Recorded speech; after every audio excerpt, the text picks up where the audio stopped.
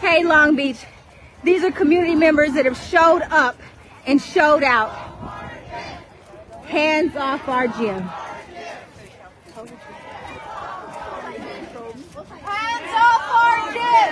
Hands off our gym! Hands off our gym! Hands off our gym! Hands off our gym! Hands off our gym! Hands off our gym! I need to get this to Soraya. Hands off Soraya? Soraya was that called? Hands off our gym! Hands off our gym! Hands off our gym! I said I had her to show up. Hands off our gym! Hands off our gym! If we give her any chance to say, and then I'm gonna come back out. Open up that other door. Open up the other door. Open up that other door. Go for it. Move over, please. Thank you. Thank you. Okay. I'm not going to write anything. Let me just move forward. In the front. First seat on left. Oh, somebody moved my stuff? Oh, right here. Oh, they moved it. Okay, that's fine. It's fine. Here. You want to just hold it? Yes. Okay. Okay. So it's live right now. It's live. Okay.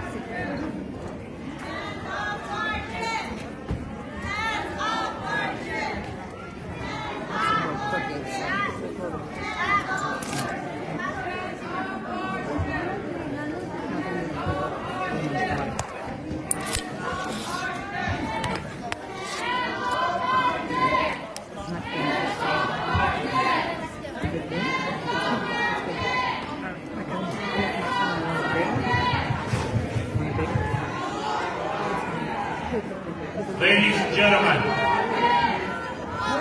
please take your seats. We're going to start the meeting. I'm going to go find my phone before I put it downstairs.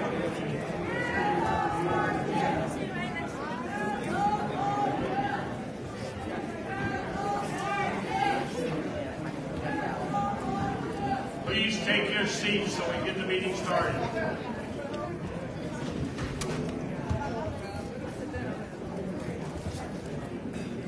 Is Evelyn here?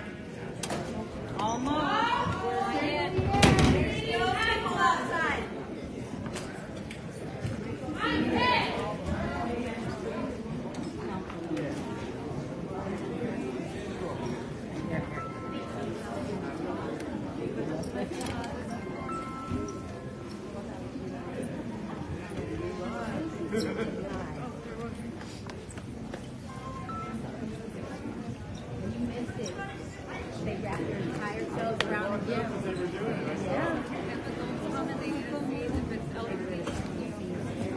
Yeah.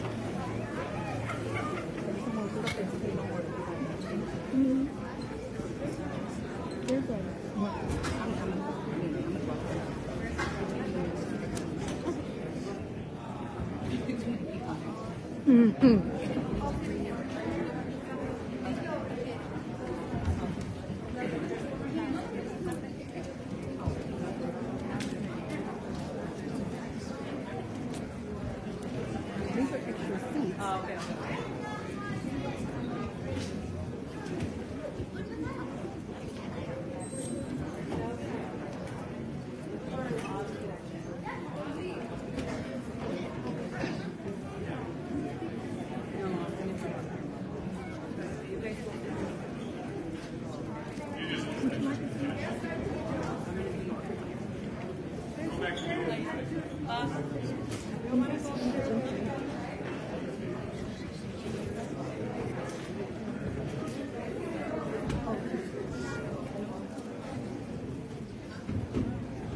right, there's some seats up front if people want to come up front and sit down in the front.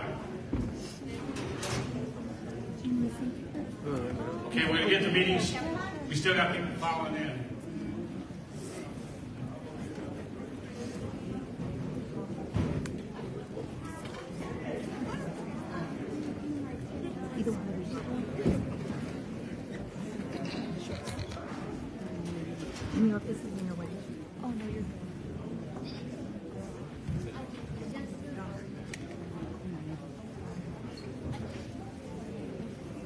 Good evening, ladies and gentlemen. My name is John Cross. I'm the current president of the West Long Beach Neighborhood Association. That's the meeting here tonight that we're doing. You're all here for the same reason most people are. They want to protect their neighborhoods, and that's what the West Long Beach Association is about. Protecting our neighborhoods and working with our community. We're the oldest community in the city of Long Beach, community organization. We've been around since the mid-70s, and we got a pretty good reputation. This is not the biggest crowd that's been in this hall. We've had hall meetings where we had 600-700 people. That's when they were trying to put the rail yard. We're starting to run to stop the rail yards from going in over there next to schools and homes. We also led the charge to fight the 710 freeway when they would take 800, 900 homes from Long Beach. That's right. And about that time, we had close to 1,000, I think, for this. Huh? Yeah, now the kids. Sit down in the front row. Put you on the line. Huh? Yes. Webster and Muir? I got plenty of history here. My wife worked there 30 years. Okay, we're going to start off now since most of the people are done filling in. With the Pledge of Allegiance, please. Please stand.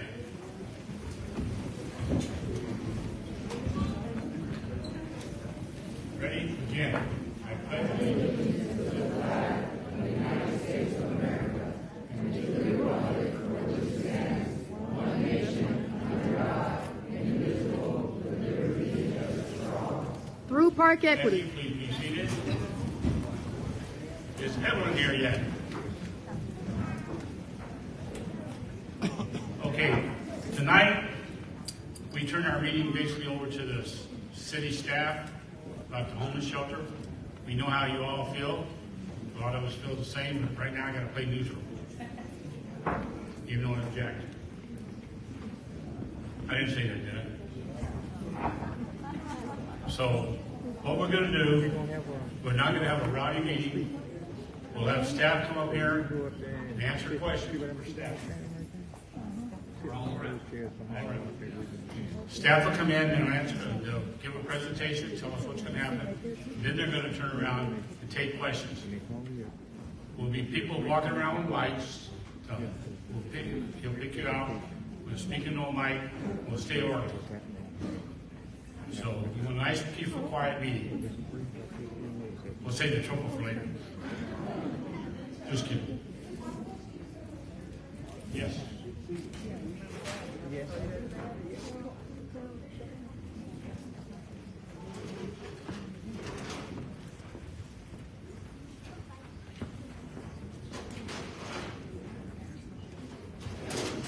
Oh yeah, by the way, if anybody needs translation, we got translators over here. They're right here, but they're in the back corner where you get a mic. They're behind all those people with balloons. Those hands sticking up in the air, that's them. So if you need Spanish and Tagalog. So there's a few more seats coming in up here in the front. And we'll get a staff report from the, who's going to start, the city or the, you know, I know Evan was supposed to be first, but Evan's not here.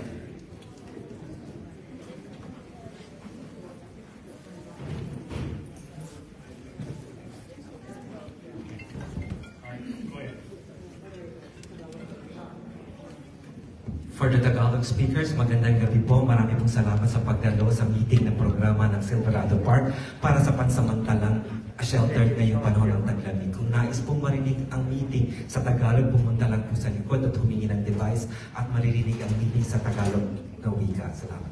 Whatever he said. Muy buenas noches, ¿cómo están ustedes? Como recordatorio vamos a tener servicio de interpretación al español. Tenemos unos pequeños audífonos en la parte de atrás. Pueden hacer pasar por ellos y con mucho gusto les ayudamos. Muchas gracias. Okay, ladies and gentlemen, our guest speaker, come here, lady. Which person come here? Which person come here? This is Miss Evelyn Knight. This is supposed to be our Black History Month celebration. We converted it over to a meeting. Miss Evelyn Knight marched with Dr. Martin Luther King on the bridge. She went back to the 15th anniversary. She's got a strong history in civil rights, and she's going to give us a short presentation about the African town update.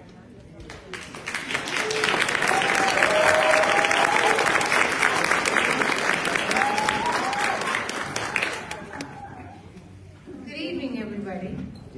It's really a pleasure and an honor to be here to share with you some of the most untalked about up until this time information about the history, the life, and the people who were brought on the last slave ship that came to America.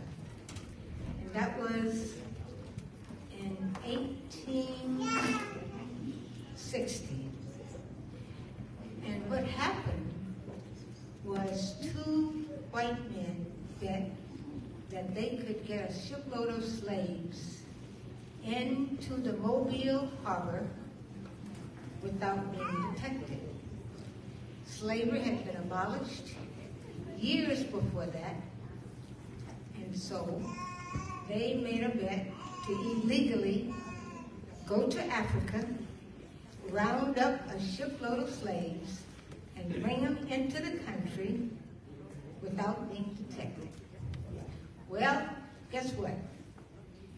They were found out. They did that. 112 people. They went over in West Africa, and the part of it at that where they started traveling was in Benin and the areas surrounding that. They brought about 112 people on a ship into the Mobile harbor, and they tried to take them up to a plantation without being detected, but they were found out. And so that was the story of Africatown. Those people were taken up to the Mobile harbor, but since they were detected, they were not allowed to be enslaved. And so what happened, the people were in this country, and they tried to get back to Africa, their homeland, to be with their families and the people, where they had been brought into the Mobile harbor and had no interest in being in this country and wanted to go back home. But that didn't happen. There was no way for them to get back. So they were on their own, and what they found themselves doing is going into an area close to where they were brought into the country and Mobile and surrounding. So they found themselves a way to start a community in the edge of Mobile among themselves, start working, clearing land, and finding some jobs to make a little money. And that was the beginning of Africatown. And at that time, it was not named Africatown. It's only been starting to be named Africatown, and probably since the late 50s and early 60s. Before that, the name of the city, the town, the little area of Mobile was Plateau, Magazine Point, and several other names that they called it, and I don't know what they were. But that was the community that these people from off of the, and the name of the ship that they brought on was the Clotilda. And that ship later was sunk because they tried to hide the evidence that they had brought the people into the country illegally. And they have just reestablished and found the Clotilda recently, what was left of it, and brought it to attention and resurrected it from the Mobile Harbor. But on that ship was, there were about a little over 100 people on that ship. And one of the people on that ship was a young person. He was about 18 years old at that time. His name was Cudjoe Lewis. And so he became one of the outstanding leaders of that community. And he organized, and they met together, the people on that ship, and they decided that they were going to build their own community and build their own town and build houses and create an opportunity for them to have a community which is now Africatown. So Africatown was the place that my great-grandparents brought my grandmother when she was about 10 years old. And my grandparents, my grandfather, his name was Henry Woodson. His wife died, and he became a single father. And so he, in the beginning, he was in another part of Alabama, but that was not a very good place. So they heard about Africatown and the Africans that had founded that community and started that community, and invited all the people who wanted to come there and stay and live in harmony with, like a village like they lived in Africa, and be a part of that community. And so it later became what is now Africatown. Now Africatown is a wonderful, wonderful part of Mobile. And I just talked to someone today, a friend of our families, about Africatown, because I'm going to Africatown on the 7th of March to visit my new community that my grandparents were brought there when they were very young children. And after they got older, they had their own family. My mother's father and mother settled in Africatown and built their lives there, and all 7 of their children were born there.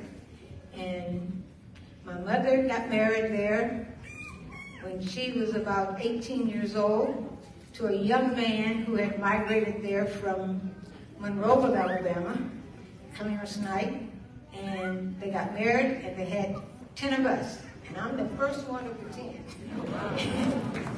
And so our life began there. My life began there in 1933. December the 1933, when I was born, I was the first of their 10 children.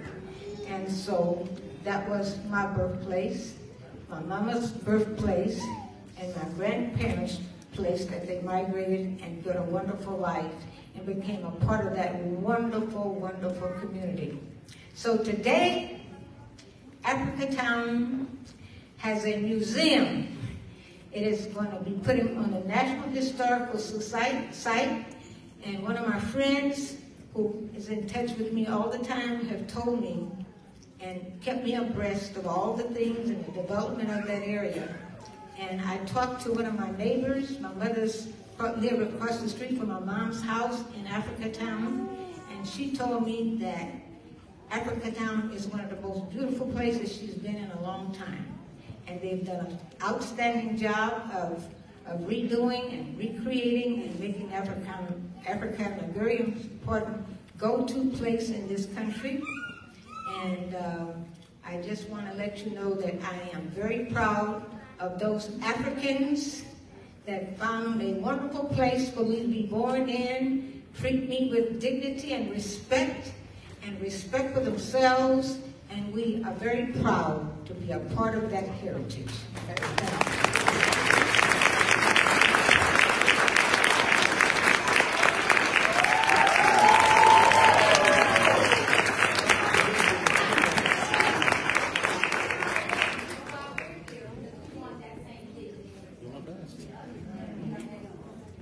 Well, I would just like to say that the greatest thing that we can ever have is dignity and respect for all people.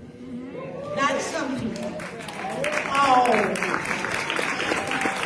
God made us all wonderful, and we all deserve to be treated fairly, respectfully, and we as a human being people need to all come together to ensure that our journey in our lives is to make that happen. So I am here to support that. I know that can happen. It did happen to me, and this spirit of humanity can be spread anywhere in the world where people want to do the right thing and to take care of each other, love each other, and have a wonderful place for everybody to live with the dignity and respect that we all deserve. Thank you.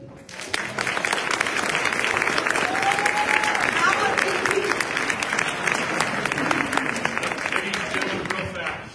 This lady is a legend for the West Side, a jewel that belongs on the West Side. She has fought battles. She went to Oklahoma, and Warren Buffett, she went with a group of people to fight for us to stop being SFRO yards from going in there. Well, it's all about fighting all the time for us. Come on now.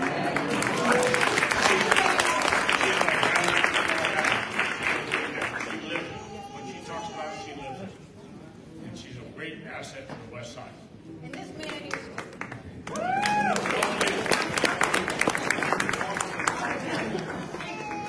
Any questions? I just want to say thank you. And she's been a friend of mine since I've been in Long Beach almost. So, you know, she's that type of warm person. And she always tries to do what's right for the community and help the community. And that's the most important thing. And I visited Africa Town twice. The most recent one was 2021. Not 1921. Yeah, but it's a nice place. It's evolving, and they're doing a lot of good work down there. Wonderful museum down there. Get a chance to go to Africa Town and see the beautiful museum. I'm going to go and see that part. It's a brand new. Hey, I said I'm coming. Will you be there? I'll be there March 2nd. Okay, ladies and gentlemen, our next speaker has been gone for a while, and I'd like to welcome back Roberto Uringer, our councilman.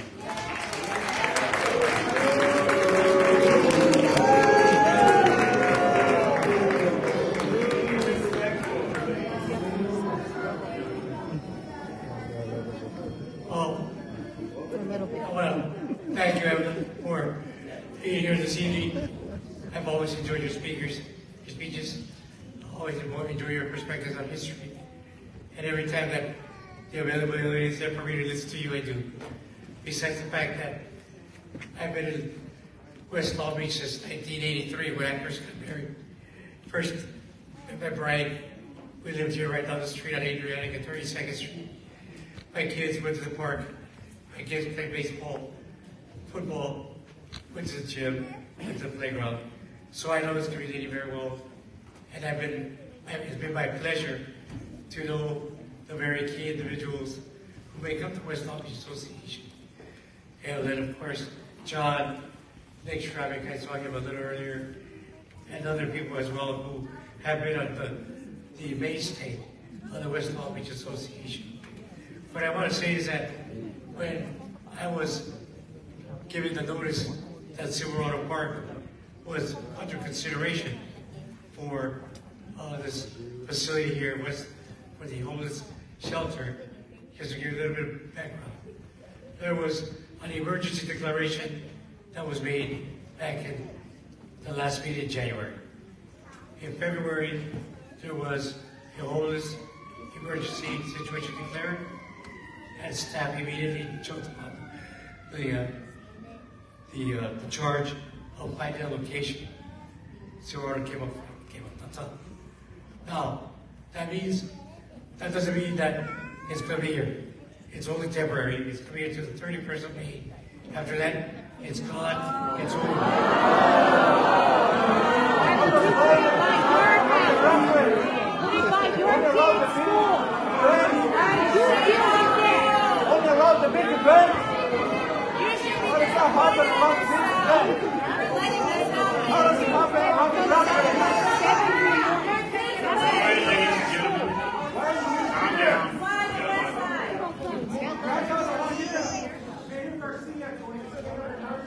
Undocumented children house 1,500 undocumented children in the convention center.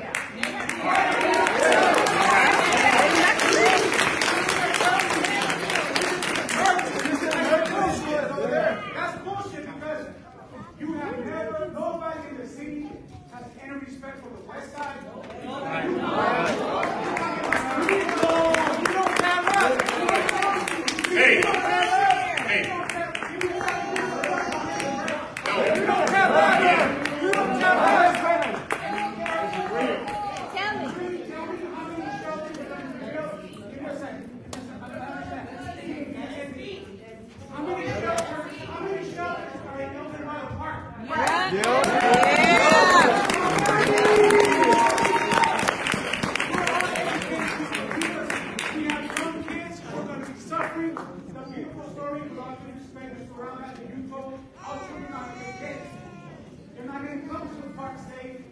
You're not going to guarantee the fact that you have fences.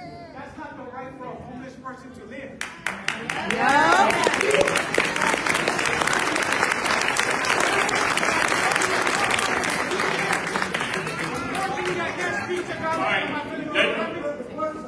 With all due respect, if you come here just to tell us that there's going to be no solution, then Hey, listen, everybody. I'm looking at people here that fought battle for the West Long Beach Association. Just as you were involved in it. Where they are now, where are you right now? All right, now wait a minute. Let me finish.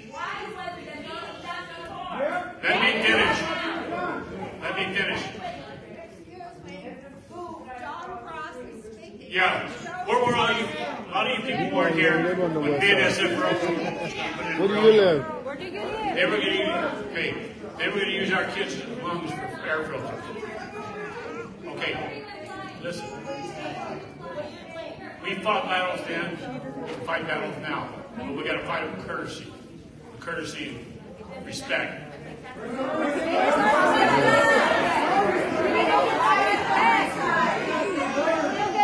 Why did you send us 20 mailers to vote but not one about this being across the street from our kids' school? I'm going to say my complaints.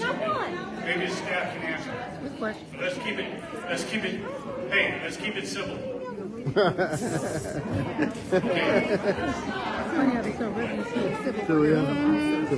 I don't guess. The gentleman was right when he said they house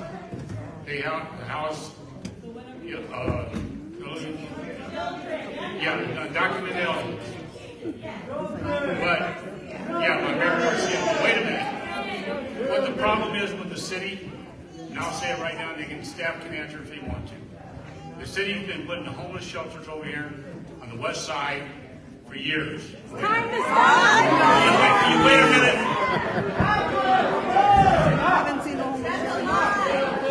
Listen, hold it. You guys are better than that. Yeah, we are. They've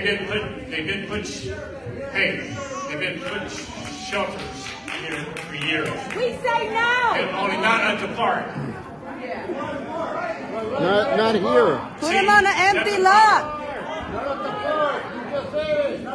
Put him at El Dorado. They put it, all right, wait a minute. You know, listen. El Dorado's a lot bigger than here. My son. He's got all the answers. Ain't no school. They've been putting sinners. Let me finish what I got to say, Jessica. All right, listen.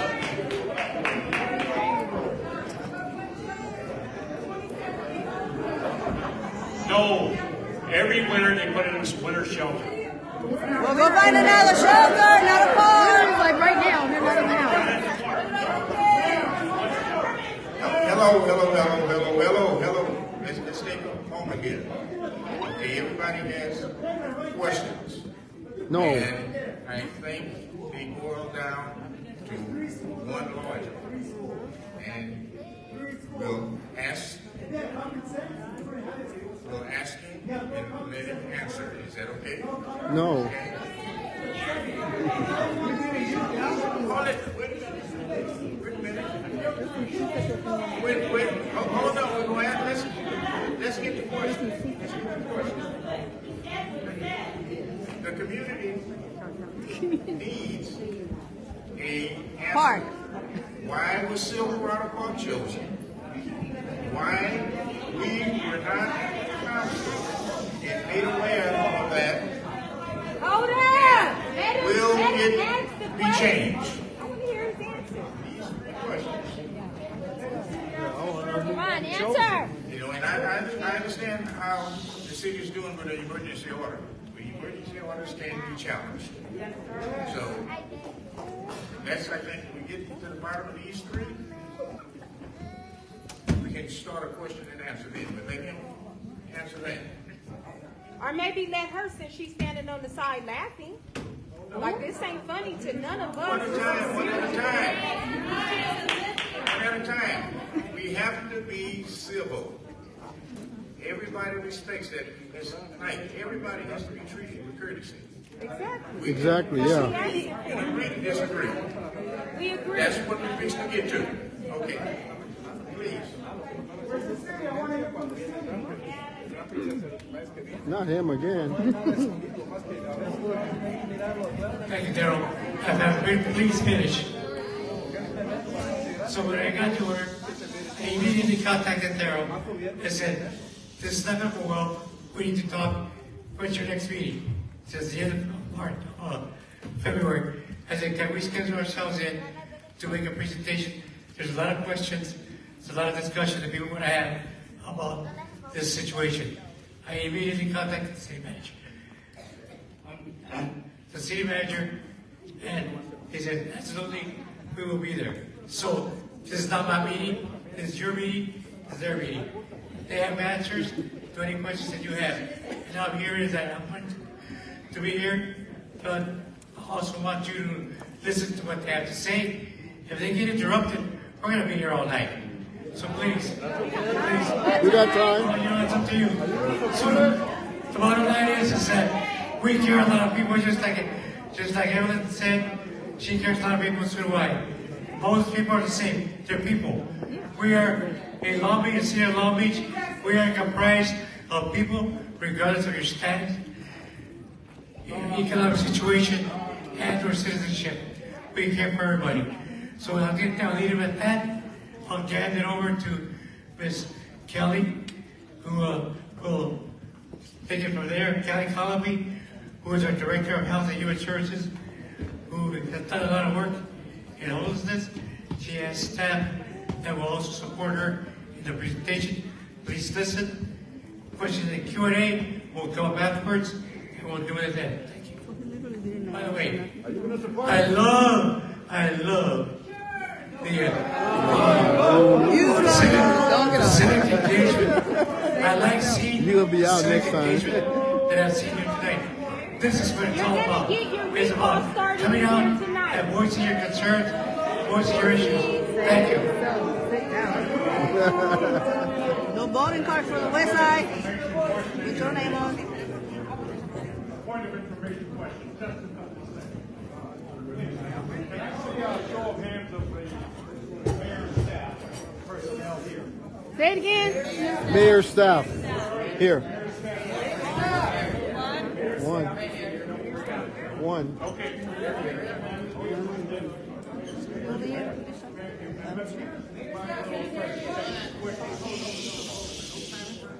No, he could speak. Why he can't speak?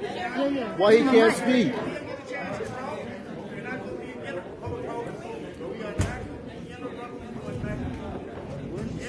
So this is only one-sided.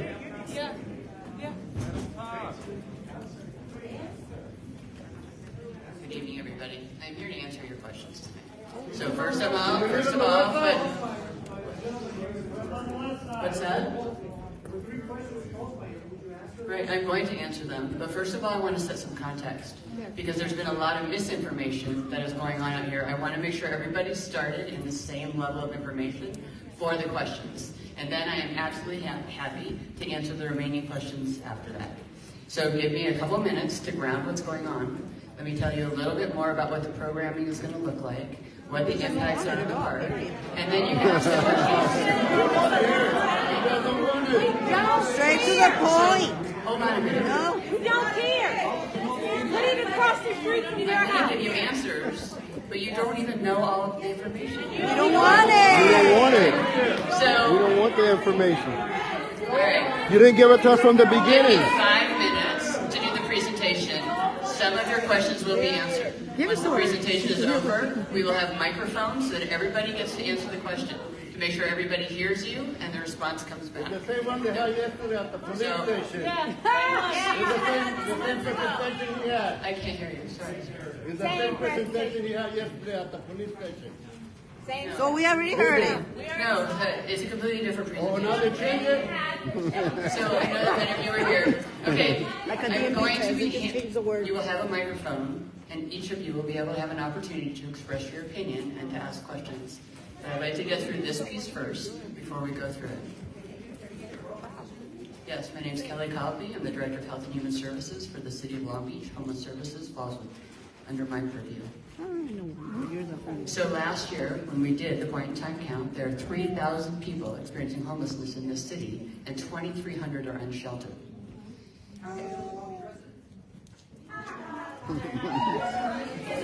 Or about 60% are Long Beach residents, or right around in the different communities. I'm not going to answer any questions until I'm done giving my comments, in which case you'll get a microphone. No, they're not. They're absolutely not. So when you look at what that count looks like, what you find out is nearly half fell into homelessness because they have income issues. They have lost their job. They have income issues. They have other spaces. This is what it says. In addition, as much as every one of you is working to identify and focus on the fact that you think that there is, extreme mental illness and other sorts of things, 1/3 of people who are experiencing homelessness, 1/3. You can keep yelling at me, but we're going to go through She's right. We'll stop breaking the land and the bills. These are the point-in-time count.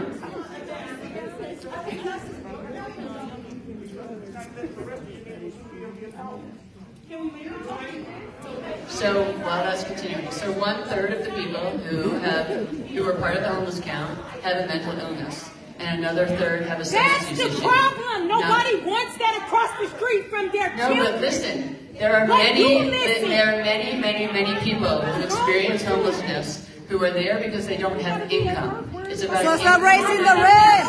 It's not. It's not irrelevant. Why is it irrelevant? All right. So let me just continue for a little bit more. So over half of people who experience homelessness, nearly half of people who experience homelessness are here because they do not have income and they need a place to stay. Y'all, it is 40-something degrees outside right now. It is freezing. Take them to your house. They need to be taken care of in this space.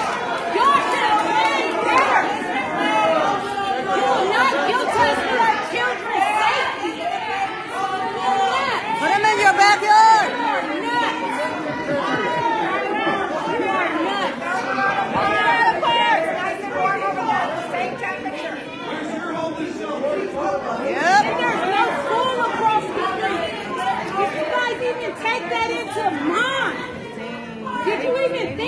the school directly across the street and then mentioning mental health problems.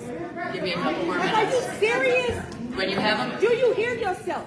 Let me finish with the presentation and answer questions. So you all are very angry about the shelter here. There are, I understand that.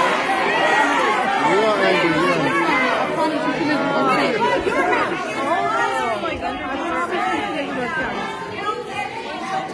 I'm gonna say mission or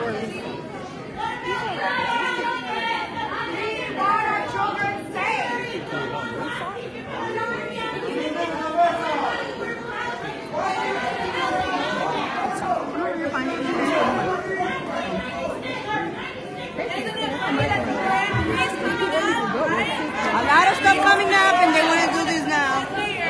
So we're gonna pull out microphones. Yes, we're gonna have two microphones going around the room, and you'll be able to answer questions. So that's how I'll be able to hear them, and that's how people will be able to hear your question, and how I'll be able to respond. We have multiple people who are here. I do want you to know that we have had winter shelters all over the city. We opened our first winter shelter this year at Community Hospital on the east side. Well, go take them over there. So we, every year, you want to know why we picked here? I want you to listen. Listen. Let me answer the question. Why? Every year we go out, or we spend 3 months, 4 months, looking for sites where people, where we can house a shelter. And there are places so that those with private property do not want short-term rental solutions. So we have to knock all those out. We reached out to everybody. We looked for spaces. We found Community Hospital. We started there. That shelter opened 2 months ago. And then I even got comments from people who are angry about here who said, I drove by Community Hospital, you can't even tell there's a shelter. Who did you get that from? So well run. That's what they said. So then what we started to do, listen, you want to know why we picked Silverado? Stop it.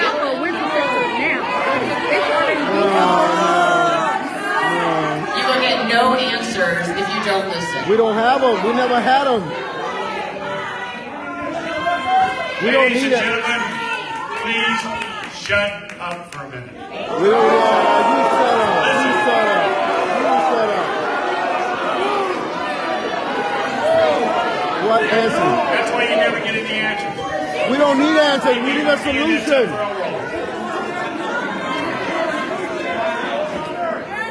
We need a solution, not answers. Okay. We want questions and answers. You're going to give answers, right? We don't need All right. answers. Who wants to be the first one to ask? Let's go. Right here. This is not Jeopardy. And first before we start, let's get an understanding. So we have the health department here. We have public works here. We have the police department here. And what I'm trying to understand, what I think everybody's trying to understand, Kelly, and you were trying to get the message across and it's not coming across, is why was Silverado Park a park community where neighbors live, where we have a school right across the street? There's 3 schools. And the park is so small. Even further, you are the health department. Nobody needs to tell you the first-hand adverse effects of children who don't have access to green spaces in open parks. You know that better than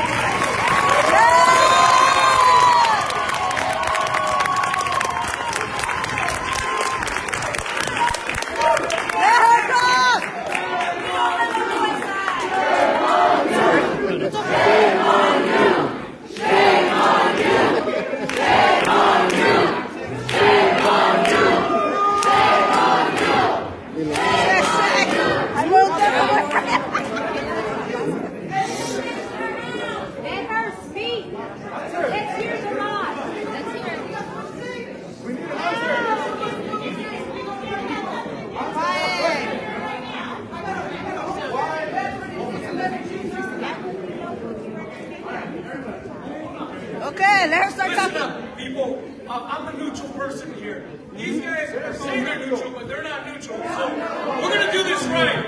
One at a time. Yes, ma'am. Come on up. Sir, please, have a seat. But you didn't answer!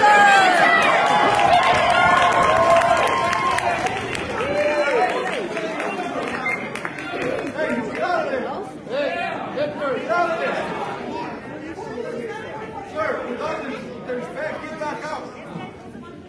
You don't press anybody on that side. Go ahead.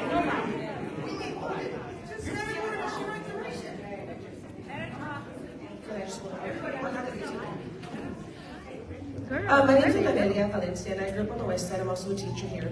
I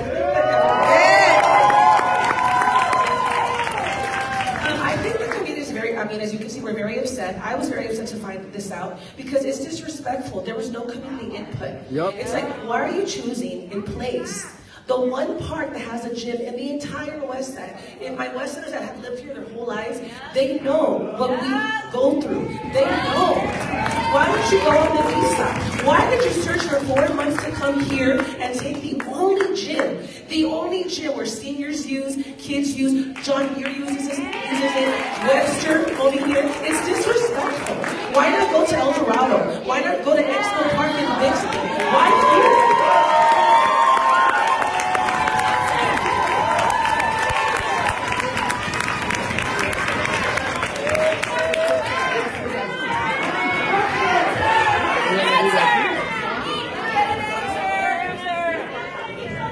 Let us speak. Let us speak. You have to let us answer.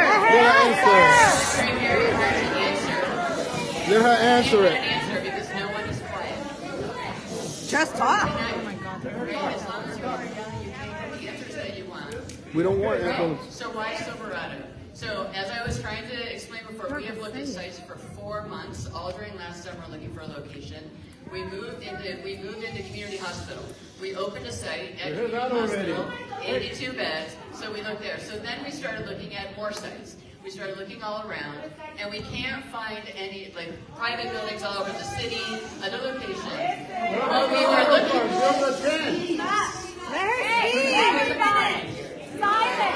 No. So then what we did is we looked at the parks that had gymnasiums. There are 3 gymnasiums in the city. There's this one, MLK Park, and then at Pan Am Park. Those are the only 3 places with gymnasiums. And the only place that has the functioning showers right now and the restrooms is here or MLK Park. So There's a lot of portable ones. Those are the restrooms there. You don't have plumbers? All the programming will continue.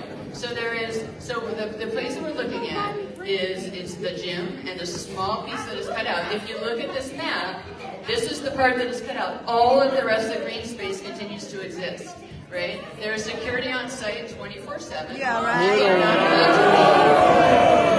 If you're walking people when they get inside, security don't stop here. They're staying here, but then they have shuttles back and forth. And so we have these models all over the city.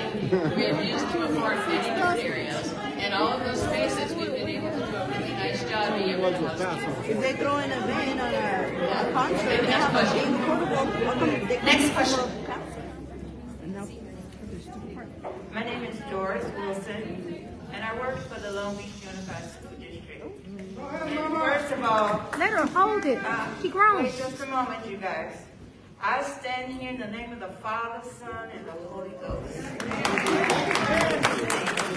Now, it is time to show respect. You can speak out. But I'm standing here because there are schools in this area.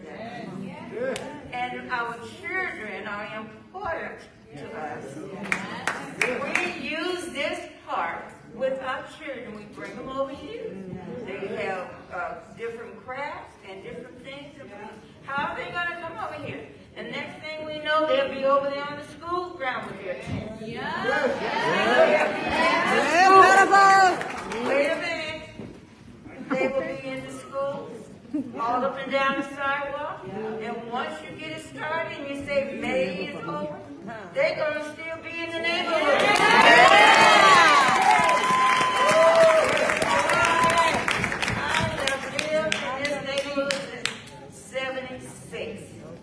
And the city really do not care about the west side.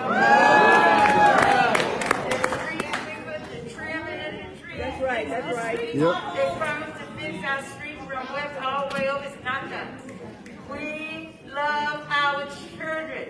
And little children have to go to school, walking up and down, and they're going to be meeting these streets. No. Some of them not going to be living here, but it's going to draw them from all. Yeah. This is not right. No. What about these condos they're building all up and down? Put them in there. Put them in there.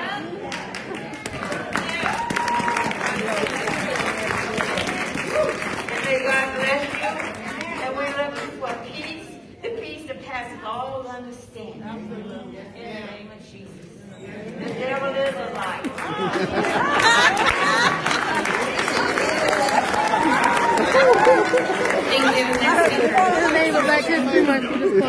My name is John Tyler. I'm not going to do it. Why do you have to hold it? Let them hold it.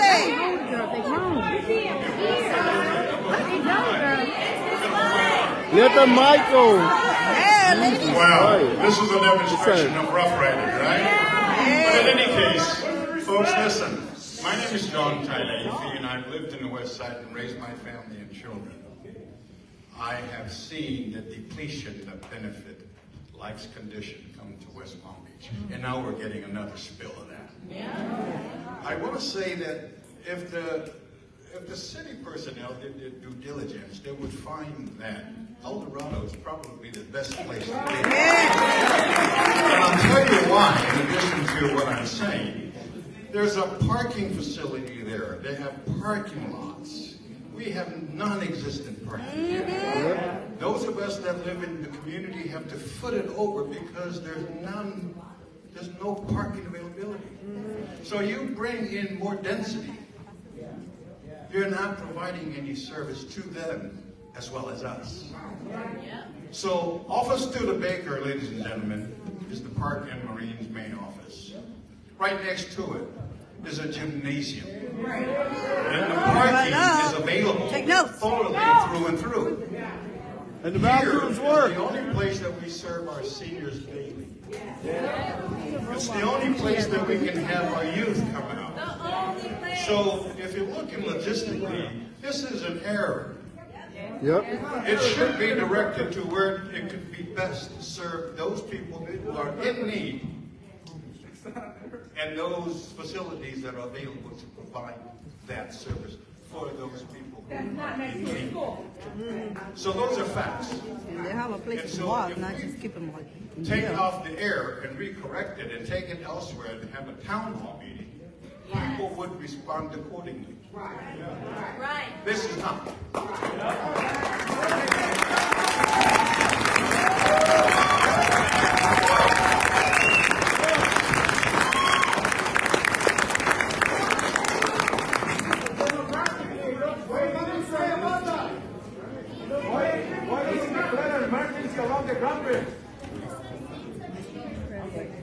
What's wrong with El Dorado Park?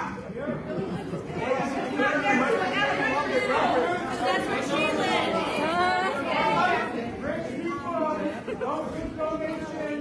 Our vote counts too. Our vote counts. Put it on the ballot. Yeah, put it on the ballot. Put it on the ballot.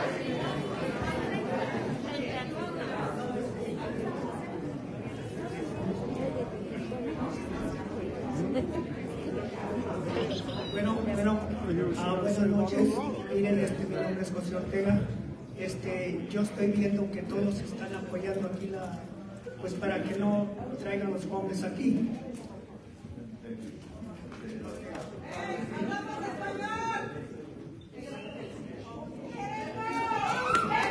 Hello, my name is Jose Ortega.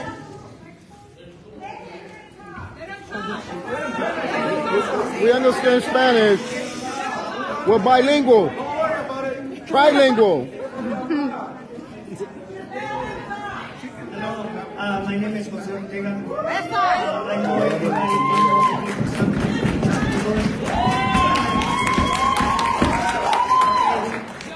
Listen first, listen.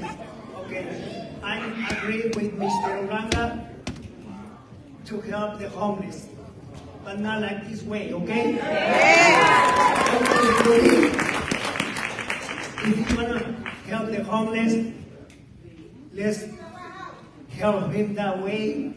We can take him someplace. I want to know where he lives. We can take some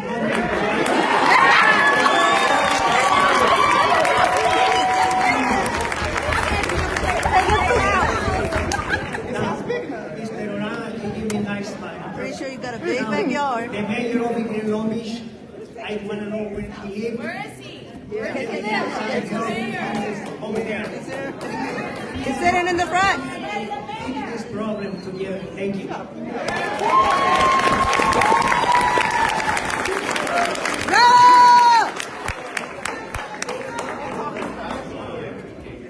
Buenas noches, good night, my name is Martin. I am also a teacher, a proud teacher. The future of tomorrow, which you miss, just said that you know the negative impact. You know the negative impact of having less green space. So that directly crushes their dreams, their potential, and their future in communities of color where we already face these issues. They're already being tackled, and to add something in addition. I think that is something that you directly need to address. In addition to that, miss, the fact that there are other communities. When you listen to shelters, all of those are in communities of color. There's not a single shelter. There's not a single shelter. Listen, if you want, we can sincerely argue. But the point is that if you sincerely look at all these people, it's not anti-homeless. It's for our students, for our people. They won't be homeless like you. That you are not taking into consideration sincerely. And we can tell you Mr. with your posture. The fact that you, at this point, you continue to do this and didn't consider us, didn't have a meeting prior. The fact that the West Long Beach didn't have a meeting beforehand, and then stand up here and question us. Sir, where is your outreach? Where are you trying to reach out to the people and start to change the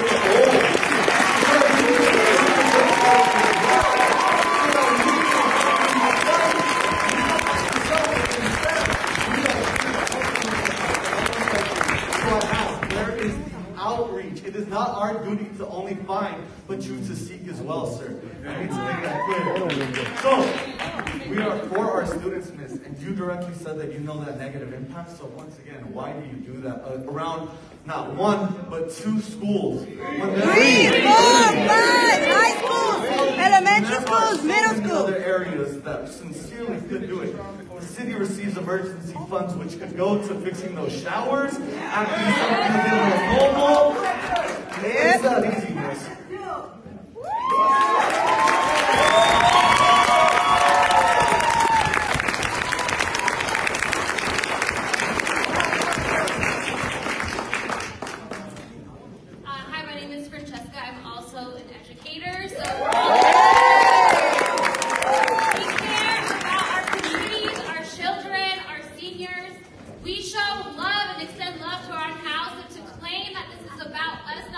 about the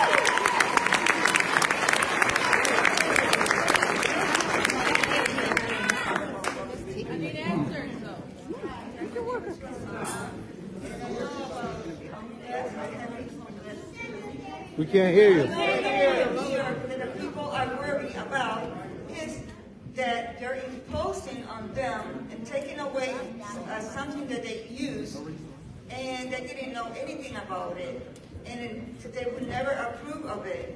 So I do not see how they're going to help somebody else, but still taking the resources that you have here.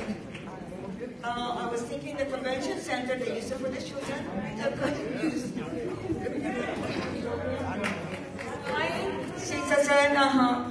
and also rescue mission. They just empty a lot. Yeah. Yes. And they use that before, so I think they ought to consider that again. Yeah. Thank you. Hi, my name is Brenda, and I'm going to direct my statement to the city. You know, and I went to the city, so you might have remembered me, and I was pretty upset. So I'm going to try not to be as upset as I was. You could be. What I told you guys is that senior citizens walk every morning around. I bring my child. She's over there with the sign, right? I take her to the playground. I bring my nephews. I take my nephews and my daughter to the park out here. We're not gonna. I'm sorry, but we're not gonna feel safe. I'm not gonna bring my child, so she's gonna lose out on all that playtime because of the. I'm pretty sure you guys may misuse some money and needed to spend it. Taxes coming, taxes season's coming.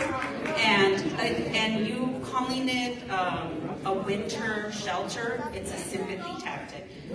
March, May, and April is Summer is coming. It's not. Kids want to play. So it's not a winter shelter. But we are going to have Spring Free and the Gay Pride Parade around that time. So you're just trying to hide the homeless at our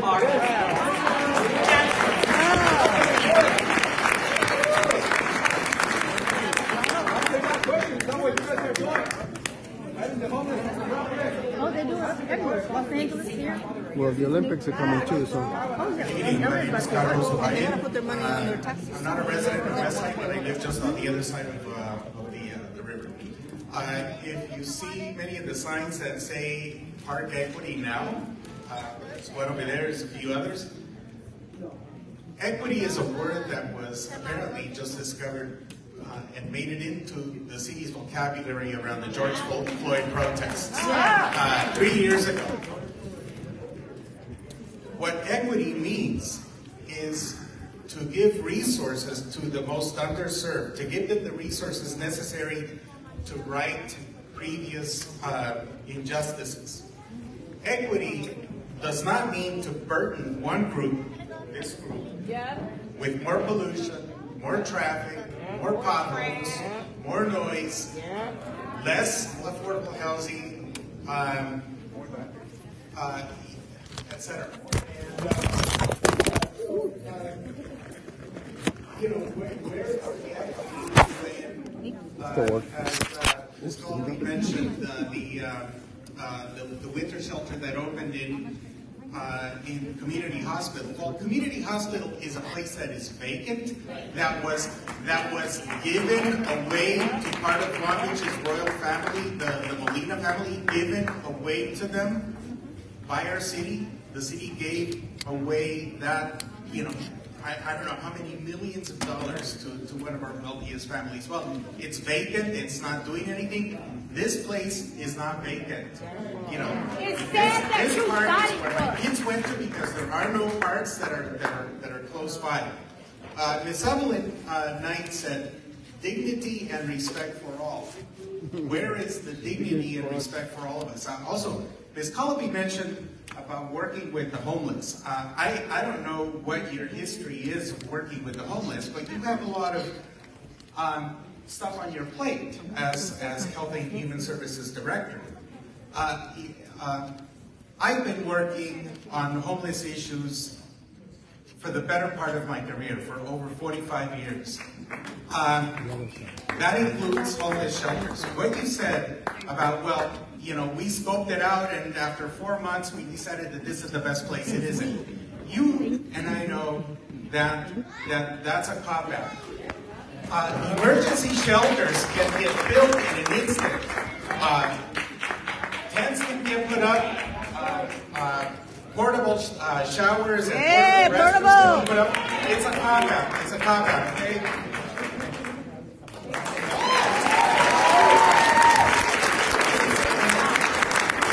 Hey y'all, my name is Emily. I was born in Long Beach at Memorial, so I know all of you. And thank you for coming tonight. This was beautiful, people. Also, thank you, Jessica. And I would like to know about the availability of Narcan in our parks and with our park staff here. If there's overdoses in our shelter here, like there was in the community hospital site. So I just wanted to know what is the community members' availability? Can we go to a class and be educated about Narcan and with this new community here in our park? Thank you. Overdose? That's a good question. Drugs users? What is available in all of our shelters and we're making it available in the parks. It's not the connection in this space. So we wouldn't, we don't yet have Narcan in the parks. And we are working at it just as an overall space for everyone. There are people all over our city who are overdosing. It's unrelated to whether people are homeless. It's unrelated to other things. It's happening. And so we are making sure that we have access, you're asking about, she's asking about Narcan specifically, and I'll just respond. But we are working very hard as a city to get Narcan into areas where people want to be able to support each other. But that is something that's happening all across our city and is unrelated to homelessness going forward.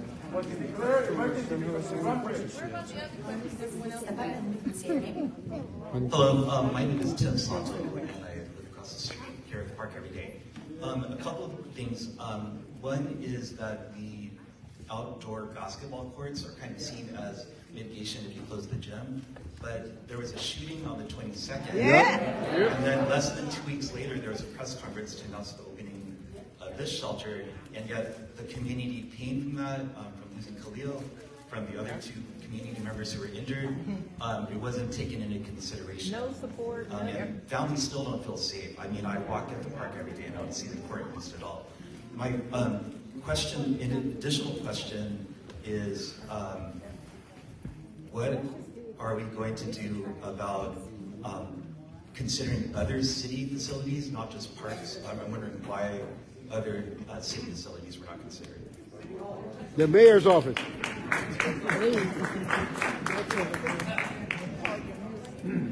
We did consider other city facilities. We were looking at anything that was empty first. We went to all the others. What's that? A Walmart? Yeah. So all those places are places that have owners, and they're not interested in short-term facilities. We have tried to do that. Fair enough. I want to thank you all for being here. I do, because I've been reading the petitions, I've been reading very many emails, I've been looking through all the different pieces, trying to, working through it, and it's good for me to be here with you all. I do want to be answering questions. I know it doesn't seem like answers to you, and I'm not going to be able to come up with answers that are going to be able to address what your biggest concerns are. So I do want to continue to listen. I want to hear from you, and then we'll work from there. Thank you. Give us a confirmation that you will take it elsewhere. You said empty. Our gym ain't empty. Say your name. Hello, everyone. My name is Camila Sanchez. I'm born and raised here. Sorry. On the west side, and I don't even know where to begin. Obviously, it's more than frustrating. This is not a time to be laughing or smiling or grinning. This is disrespectful, like you said, like everyone is saying. It's not safe. We have kids all around.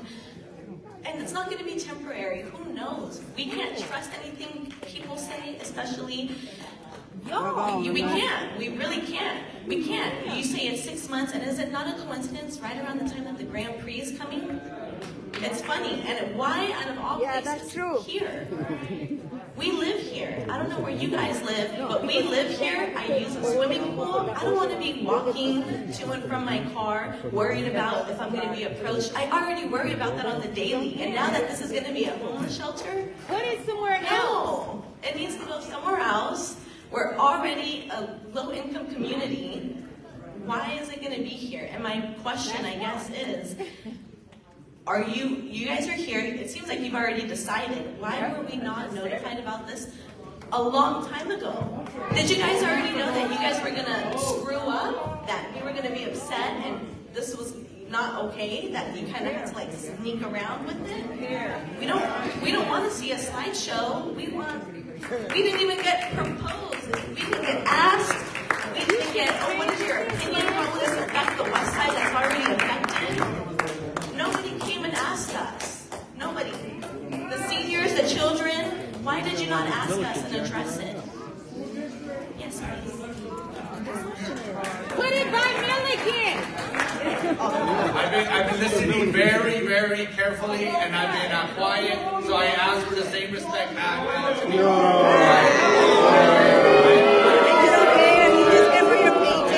Director of Public Works, Eric Lopez. Me llamo Eric Lopez. So what?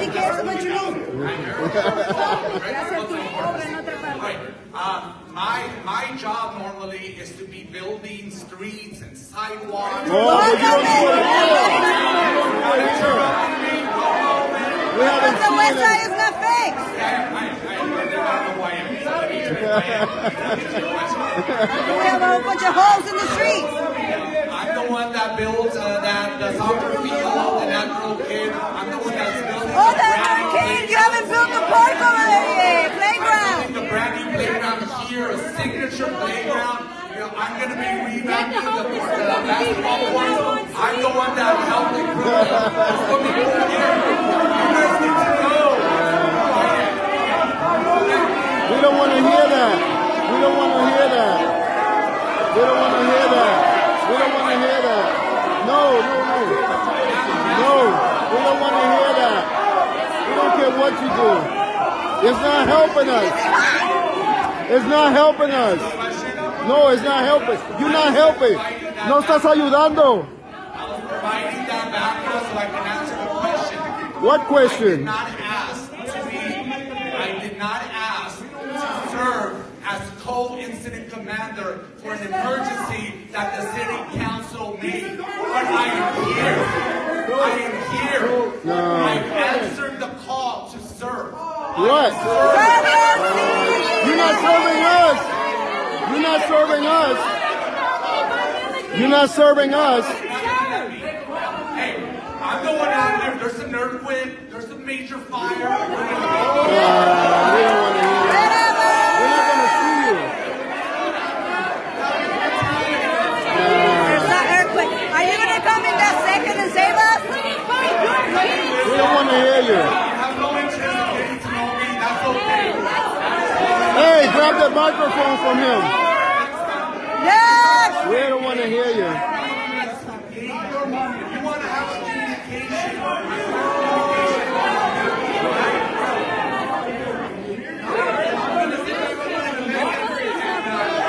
We don't want to hear you.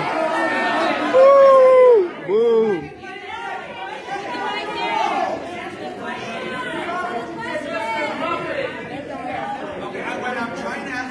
No, you're not. No, you're not.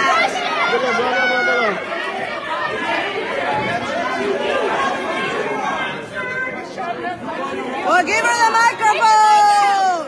The city council has declared an emergency. Okay.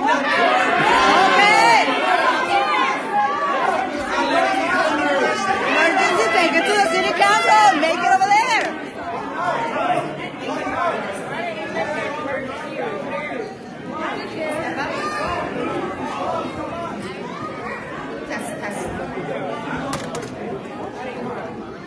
The city will continue with public comment. The city will continue with public comment. Hi, my name is Pierce. I just want to say, look at her smug face laughing. She thinks this is a joke. I have a question.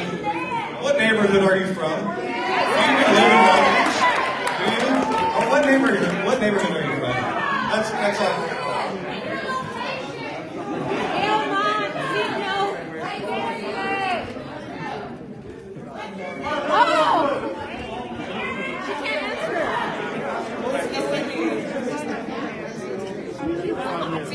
We would like to continue with public comment, please. Public comment. So how the people, because it will be our decision at the end of it. You guys will make your choice. So this is a real question. How will the vetting of who stays inside the homeless encampment go?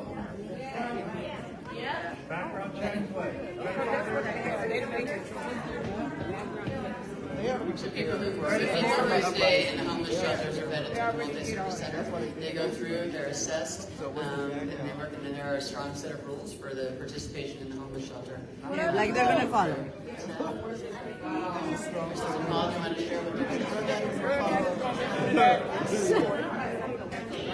Yeah, we're. Let us speak!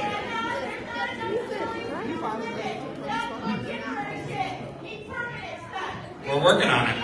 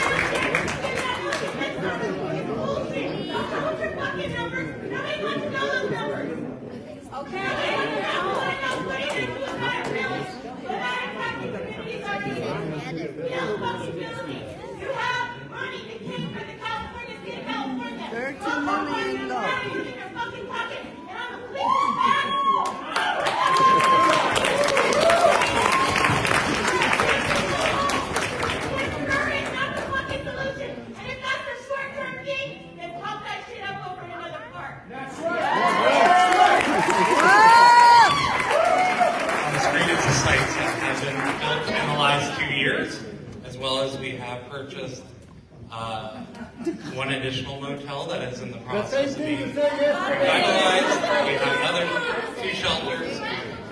So we are working on permanent solutions and we'll be pursuing all opportunities to bring more permanent facilities online.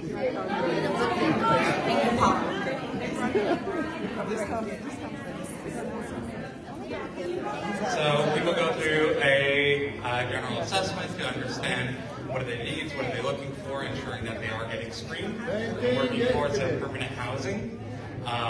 So, you know, we're working to keep people. Working on it.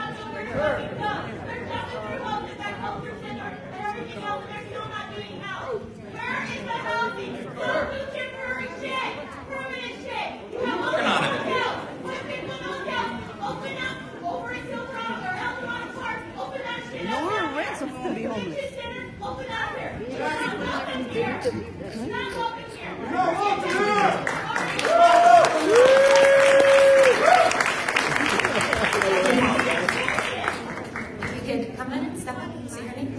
My name is Christina, spelled K-R-Y-S-T-I-N-A. M. Alexa, you can find me on Facebook. Yeah. I am a volunteer for Central Child, and I live right down the street on 34th and Santa Fe. And for me, it's I'm keep thinking about the 117 pedophiles that were released from federal state prison. For me, it's like, what if one of those folks come here and they try to, because mind you, there is 3 schools in our area. We do not want that here. What if one of them are here and they do drugs? You know, what happens if they get in the heads of our children? You know, what happens if one of them leaves a needle on the ground and our children pick it up out of curiosity? We don't, like, they need what the state of Long, or like just Long Beach, my bad. It's my first time being here. I volunteered for Community Coalition. You guys might find me on the newspaper. I was chubby as hell. I had a great Christmas. Okay? So, for me, it's like you guys should put funding into an account where you guys can pay for it. And don't you, are you the young man who said that you are the one who builds things, right? Isn't that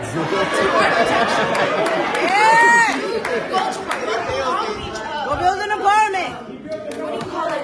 LBCC. They have classes for architecture. I'm letting you know right now, you can make a money outside.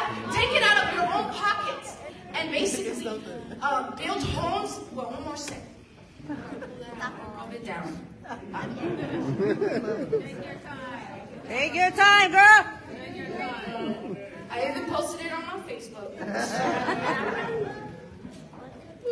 I'm shaking. The homeless don't need a local Long Beach community park, and they do not need. What they actually need is an actual homeless community, homed communities, like an actual housing and well-provided food and roof over their heads, not our local Long Beach Silverado Park. And by the way, I am a living descendant of Susan B. Anthony. I'll post it on my Facebook.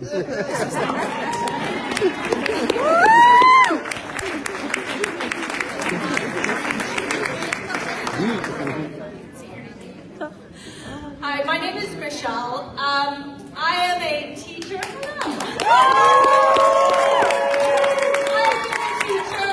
At John Muir for 22 years.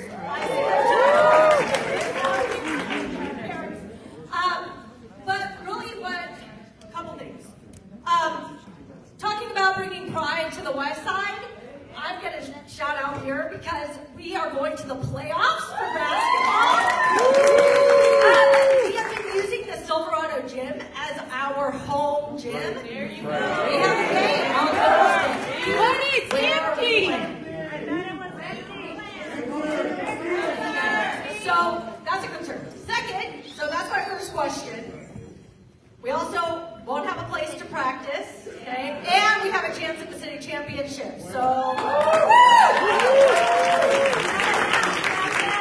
John Muir also uses the park for PE every single day.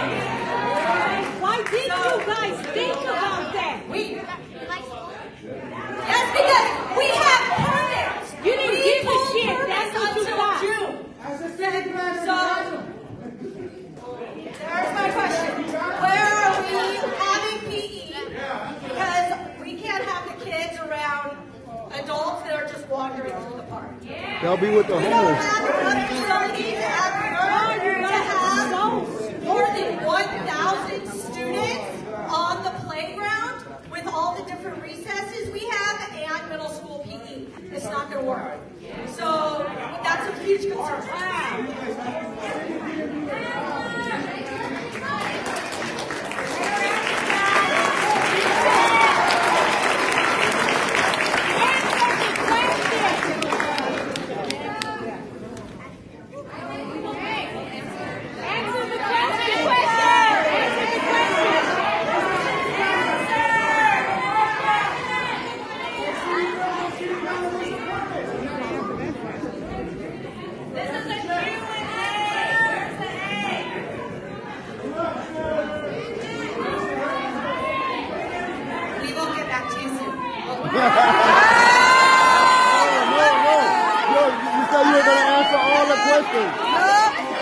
No more questions until she answers. No, she gotta answer. Answer the question. Answer the question. No, until she answers. Answer the question. Answer the question. Answer the question. Answer the question. Answer the question. Answer the question. Answer the question. Answer the question. Answer the question. Answer the question. Answer the question. Answer the question. Answer the question. Answer. My name's Brent Dennis, and I'm your parks director. Oh boy. And that information about your basketball team, that's great news. That's brand new news for us. We'll make sure that... That means you're not aware.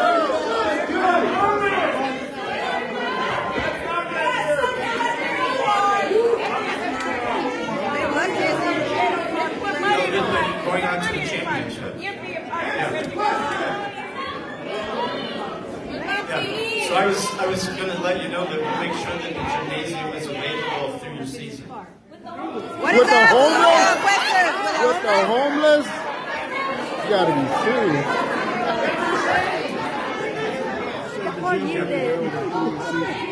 Right. They'll wait until that's concluded. And then also, we are thankful that Stevens Middle School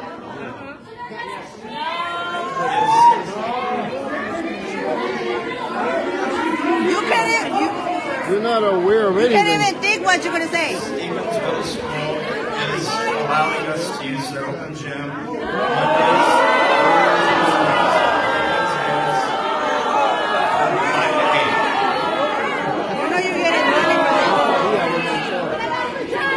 He made that up.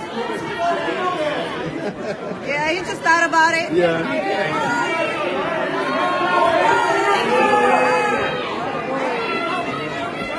Just tell them what they want to hear. It's okay. It's okay. Look at the shoulder. Yeah, yeah.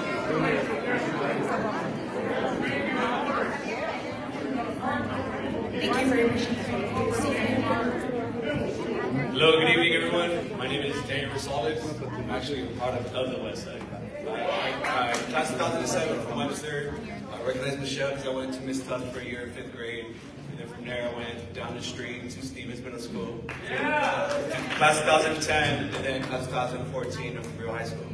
I was also an Explorer Scout out on the Pacific with the Long Beach Police Department. Obviously, that facility has closed. Not sure why. We don't know either. High school and JROTC program, and in my junior year, we actually went to Super Bowl, which is like one of the things. All I'm saying is, I grew up here. I played here. I volunteered here. I've done a lot of stuff here in the West Side of Long Beach. I love the turnout, but we also got to check ourselves. There are trying to answer questions. Hey, how's it going? I'm gonna just tell you guys. Hey, they're just trying to answer questions, and I understand we're very passionate, but we gotta have some self-control. We gotta have No. So that's one No. thing. No. Come on, guy. Self-control. What are you controlling? I'm not trying to be crowd control. All I'm saying is I am opposing this. Well, that's why you gotta say. I'm glad Michelle Say it loud and pointed clear. out that John Muir uses the back end for their PE, especially when now that they're K through 8, they've been there since I know the last year. But all I'm saying is we need to have a dialogue, and obviously with you, Eric, and everybody else, we have simple questions, and it seems that you guys are not able to answer. So They don't want to answer. Also, He just wants to give us his resume.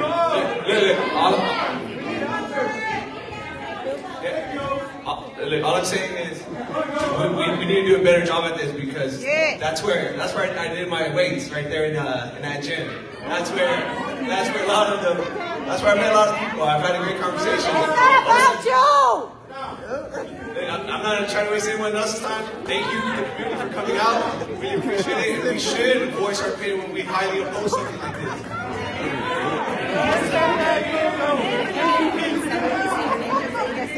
Hi everybody, I speak loud, so don't worry about me. So my name is Nakia. Some of you heard me at City Council a couple of weeks ago that I moved to Long Beach because I was unhoused, right? I lost my home, I lost everything when the housing crisis, right, happened in Orange County. I found myself living in my car, and I just found myself in Long Beach at the beach. And I fell in love because of the diversity of the community. I fell in love because it made me feel accepted. And I fell in love because it made me find my purpose, right? I created my business. I created everything because of what I found in Long Beach. I feel like the challenge here is lack of transparency. I have met our current mayor multiple times. He met me initially because he attended one of my community events that I put on out of my own pocket for the community, young people, to understand their individual best selves. And he said, let me work with you, when he was a city councilman. But then when I didn't vote for him, because I'll tell you, I did not vote for him because he did not answer my questions as a current resident, and he will not give me the time for the day. And he would not listen, but he would look me in my face. And then he won't tell our current health person that I own a company in hygiene. I create hygiene businesses, hygiene vending machines for schools and for constituents to have access to resources. And now he's asking the to donate and pay for hygiene essentials when he can work with me. As someone that does current city government contracting, I understand how it works when you get city funds. I understand how it works when you get emergency funds. I also understand you don't have to go through the red tape. You can appoint and pick who you want. So my purpose is, where is the money and how did they resource their vendors? Huh? Yeah, where's the money? How did they resource their vendors? And how is that pouring back into the community to which it doesn't put the burden on them? Last but not least, while I was unhoused and homeless, I was assaulted. The person who assaulted me was not homeless. He possibly was a resident. I believe he was a resident, actually was a resident. So it's not the fact that they believe all homeless people are rapists or drug addicts or nothing like that. But I don't walk my city because of the fear of anything, because in my community, I help the homeless around me, but I also have been assaulted by a person who lived in the community. So the stretch is really real. They just want transparency, and I think we're lacking that from the top. Not from just you all, but the mayor, Rex Richardson, lacks transparency.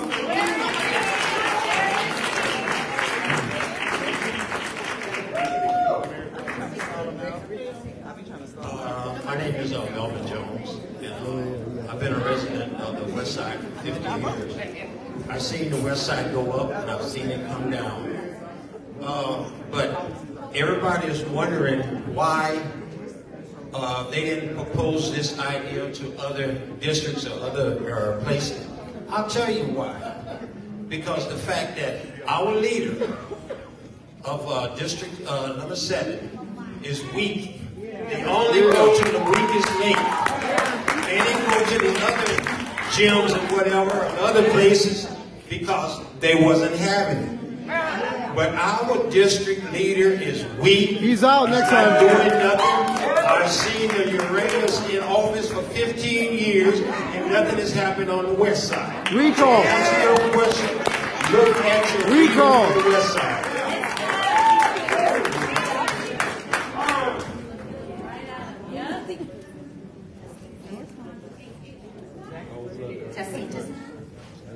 Please state your name. My name's Patricia Younger, and I'm a resident here. I've been here for pretty much over 20 years. Oh, I'm shy. Okay, so while I was standing in line, a gentleman with the blue shirt had said that Muir can use the gym till June. They have until June. So this is not happening right now. This is planned for next winter. So I figure you got 8 more months to find another place to put it. My other statement, okay, there's a clown with an M on his shirt. He said he builds everything. He does the roads, he does the streets, he builds buildings and everything else. So why can't he fix the toilets at that arrogant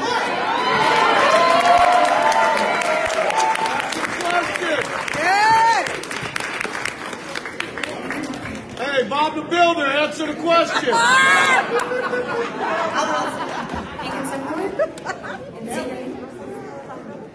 Yes, we can. Yes, he can. He built everything, but he can't fix it. Okay, so I am addressing the city, and if you please turn and look at me, I can go on. They're gonna ignore you, as always. He's fixing stuff.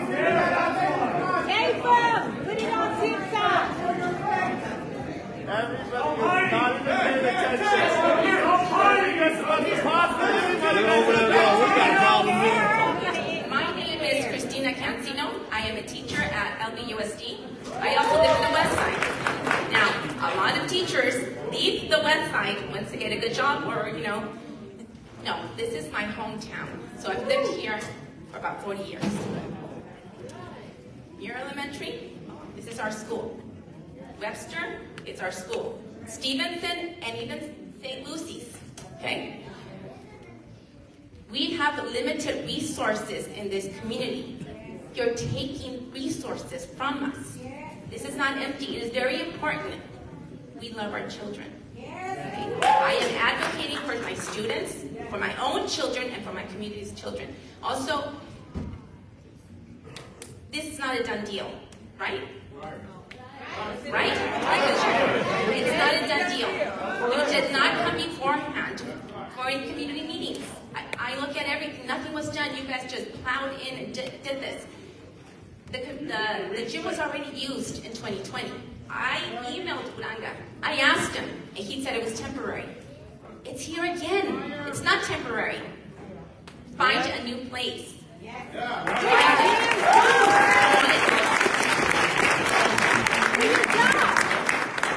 He's weak. You can step up and say your name. My name is David Garcia. I'm an educator for El Unified School District. More importantly, I'm a resident right here at Long Beach. This is my son, that's my daughter, and that's my wife. My wife is an educator at Webster. My children go to Webster, so this is very important.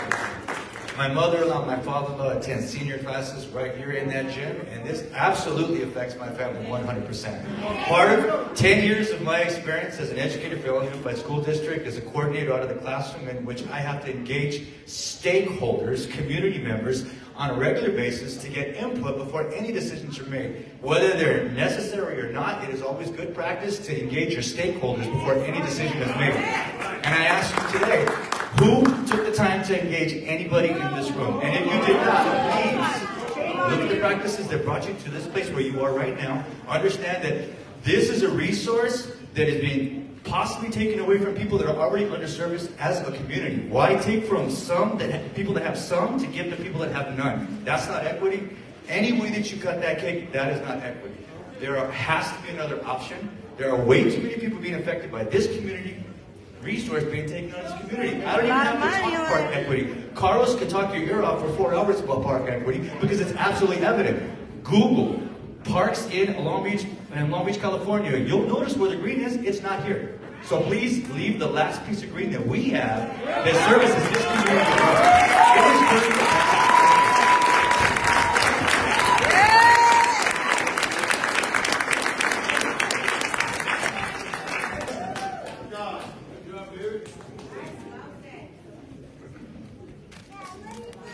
Hello everyone, my name is Lee White. I have been an active, very avid volunteer in the West Side and communities throughout Long Beach since the 90s. That's a really long time. I've had a lot of experience with different things, different organizations, different events. And for me, this is a big problem. And I'll tell you a few reasons why, and then I have a question. Period. A person died, drug overdose, at Community Hospital, where my daughter was born. It is a place that was not occupied when the shelter was created there. And that means that when that person was outside, but on the premises, anyone who might have been around would have seen it and been traumatized for life. I don't want that here. Another thing, this gym is used for many activities, both for young and old, for people of various cultures here on the West Side. So, what's going to happen when our children experience some of the problems that they see out in the community? This is a place for people to come and relax, enjoy one another, and get involved, gather together, get to know your neighbors. Another thing is,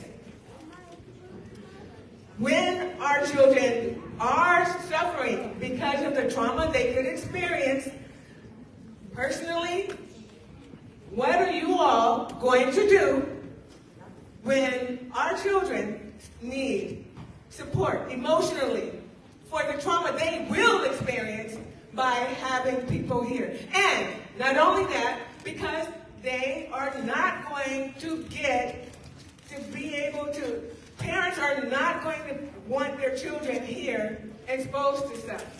What are you going to do when they have mental problems? Some of these people, when they see drug users, when they experience sex, or when someone in their family dies from things that could be avoided, they need help.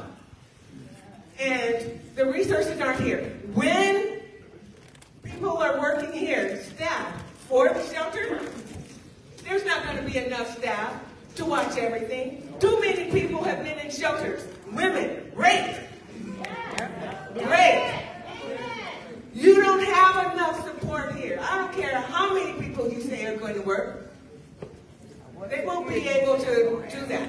My last question.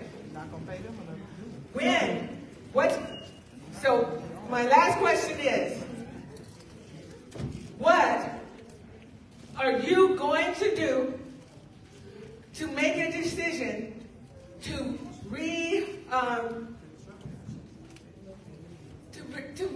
change your decision about using this facility? Not just this time, because I have a lot of experience with emergency disaster training, and I know that things can be changed. And like the other guy said, when shelters are created, they can be created in days. So, it can also be changed.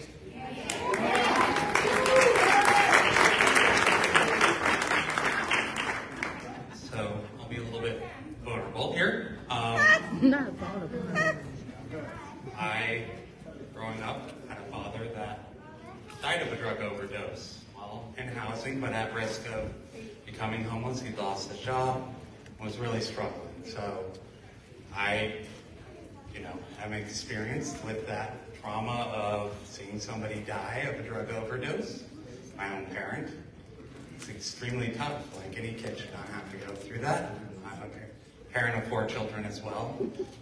I think we live in extremely tough times where a lot of things are difficult to explain. It's hard for me to explain to my children why we have so many people in our community that are experiencing homelessness. It's unacceptable. Why do we have 100 people dying within Long Beach every year, unsheltered? These are unacceptable, and I don't know how to respond to the children. And, we're trying to bring resources. We're trying to get people connected in a different way, trying to get people, working towards the right path. And I know that's difficult. I know, children are seeing homelessness, around. And yeah, it's just a really tough time to be a parent, and I empathize with any parent on how difficult it is to explain much of what's happening in the world at this moment. So if we don't do anything as a community, what continues to happen is we have people We're doing something. struggling, utilizing drugs. We're working on building lots of throughout the city.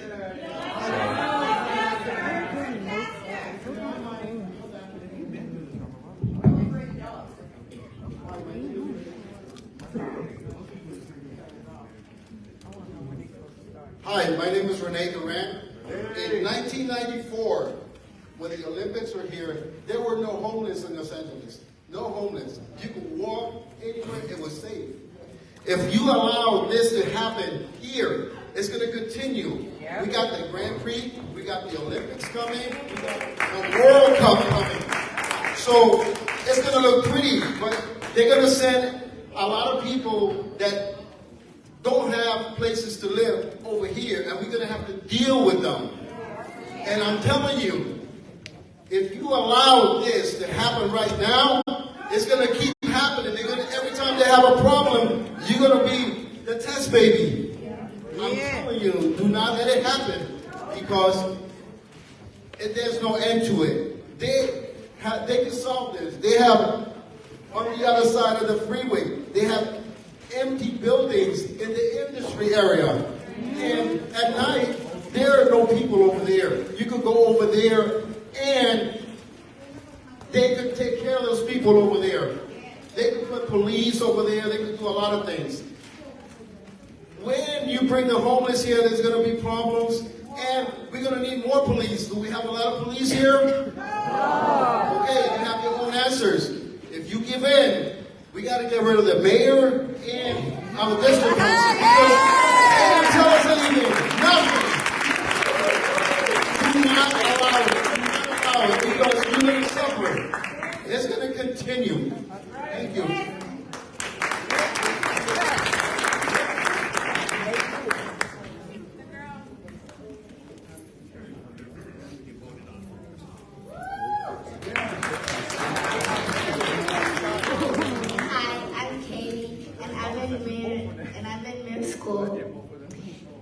And sometimes I walk to my school and I don't feel safe when there's homeless around me, and some other kids walk to the school and they're not going to feel safe.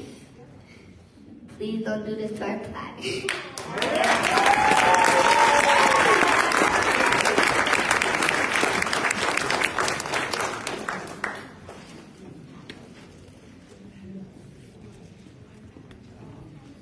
Hi, my name is Pepper Russell. We moved to this house across the street on 32nd and Baltic in May of 1970. Anybody who's been here more than 40 years knows the name Russell, George and Elizabeth Russell. They went to toe-to-toe with every city council person there has been, and it seems like it just never stops. We've had the homeless here. I've had homeless people park in my driveway, next to my house, defecate on the sidewalk, litter my sidewalk, litter my lawn, try to break in my house, broke in my garage twice. This is what we can expect. This is what we can expect. And this has been the same story since 1970. If you want to know how to get rid of the homeless, I work for the Greater Irvine Chamber. In Irvine, there are no homeless. None. Santa Ana's right next door. Anaheim's down the street. Orange is right around the corner. But in Irvine, not one. You want to know how to get rid of them? Talk to our city manager.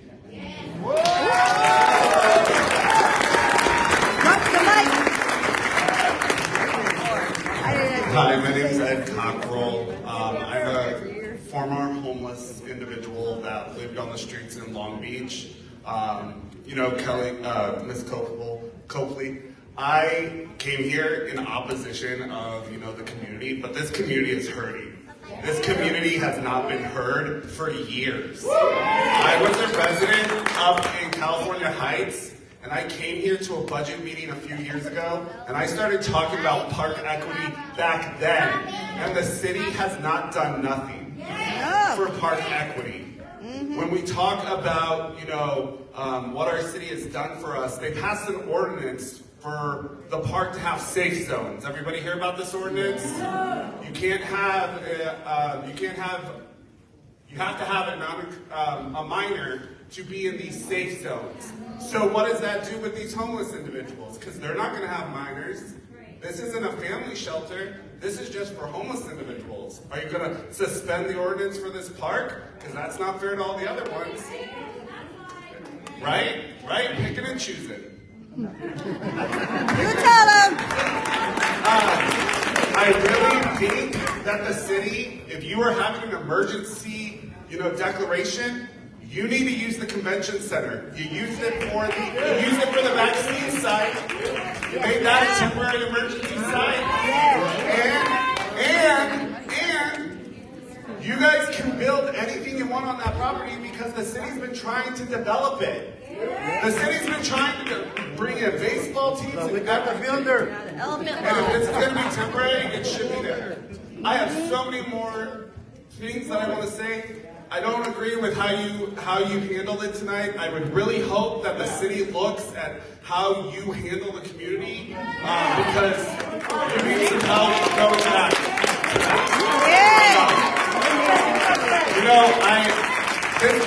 I said earlier, this community's hurting. They haven't been heard for years, and it falls on our elected leaders. The council members, the mayor, even the appointed officials, you need to come down here, not just on these hot button issues. You need to be spending time down here. I live in Signal Hill, but I come down here because my friends have kids that play Little League in this park. And that's sad that now, you know, we have to have a divided community. Because I am, as a former homeless, I support the homeless. Yes. I know that you guys have to find a solution. And all these people are wanting to help you find that solution.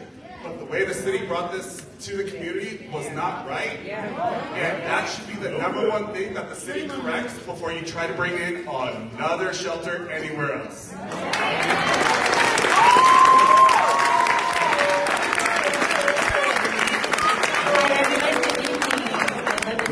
Here, and let's just keep things a little bit real. The reality is that the state of California got a lot of funding to deal with the unhoused population and to bring it here in a community that's already struggling. A community that does have access to gyms, gymnasiums, workout spaces, safe spaces. You're taking that away from our children, our elderly, and even those that are not so old. We want to be out in this park to enjoy it. Grew up out here, played out here with my cousins and all. At the end of the day, this did not come to the community. This was done back doors, in secret spaces, and you didn't look out for the people that were here. So to stand here with your slide, with your numbers and things like that, it's crap, it's bogus. Your decisions have already been made. We are now chasing tail. When are we going to have another opportunity to speak on this? Because now we've said we don't want this here, so it should not actually come here. You are coming here to tell us this is what's happening. That's what your slideshow is showing. It's not showing that this is a possibility. You're saying this is a done deal. Like someone said, temporary, we can build those up in one day. Build it somewhere else. And the reality is, we don't need temporary, we need stuff that's permanent. The state of California got too much money. Stop putting it in other places that it doesn't belong. Stop putting it in your pockets, people that work for the city. Stop getting your kickbacks. You ring our phones, you text our phones, you email us, you knock at our doors to get our votes. But where are you really when it comes down to it? You didn't knock on my door, you didn't send an email out, you didn't call me, do any of that stuff to say this right here is happening in your backyard. The reality is, whoever is paying you in your pocket, you need to go back and tell them, this is not going to fly here. Let's try something else. Because at the end of the day, we already know you're trying to make this a resort city down by the beach. We already know that. You want to beautify all that up too. You're absolutely right too. People are coming and they're being pushed to the riverbed. On the riverbed, you've got people that are unhoused and they're going to work every damn day. You've got people that are at the colleges that are living in their car and they have no place to go. You've got people that have vouchers that have jumped through your hoops and there's still no housing that's available. Tell me about the housing element. Do you know anything about the housing element mandated was for the state of California to provide housing for all of its citizens that was put in place in 1969 or 1949? I can't remember. Can you go check that out? Because see, every city in the state of California, every town in the state of California, and every county in the state of California is supposed to be going along those guidelines with those mandates. There are not enough buildings. There are enough buildings, but you're putting them for people who are able to afford a $2,000 a month for a damn studio apartment. People are living paycheck to paycheck. If they miss 2 bills, they're out on the streets. Affordable housing doesn't mean the cops that's making that. How much money y'all make? Stop militarizing the cops too. If you really care about the community, stop policing it and do things that's better for the community. Bring it to them. Don't just come knock at the door when it's time to get a vote.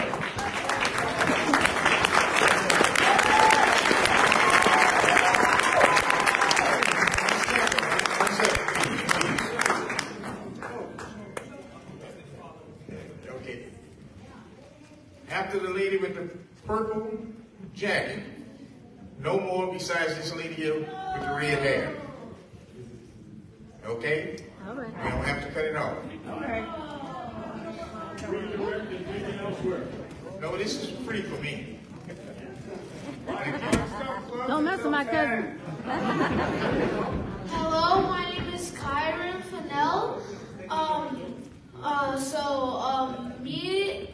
My friends and me, we like playing at the playground.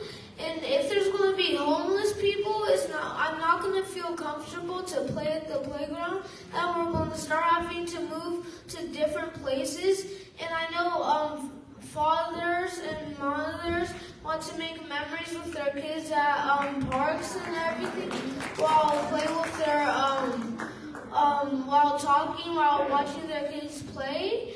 And we're not going to feel comfortable if there are homeless people just walking around. We won't be able to practice sports that we want to be better at.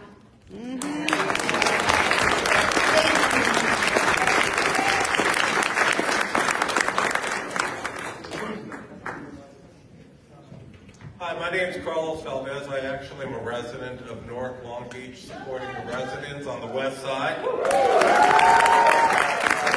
Where's the mayor?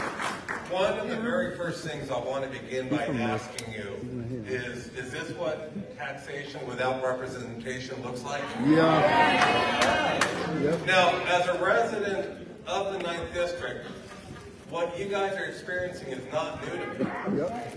Rex Richardson was my councilman. He was my neighbor. And on one of your graphs, can you turn it back to the luxury inn? Because that's a facility, exact same thing that happened here. Never informed the community, never engaged the residents, never gained consensus, and it was just his will. So the question becomes, whose agenda is it? Is it our agenda or Rex's agenda? So there's a lot of things that I have seen that are spilling over to this neighborhood. And it's with great anger that I see the very things that you guys are talking about that have been echoed in the Long Beach Post because a reporter interviewed me. Yes, that facility will also be a block away from an elementary school. Megan Kerr, while she is a president of the Long Beach Unified School District, actually went to the meeting, said, we want safe passage for kids. Nothing. We'll get back to you, not a peep. So there's a lot of issues that at a much higher level, you guys really need to organize. Otherwise, we're going to be seeing more and more and more of this. And I'm glad you all came out here.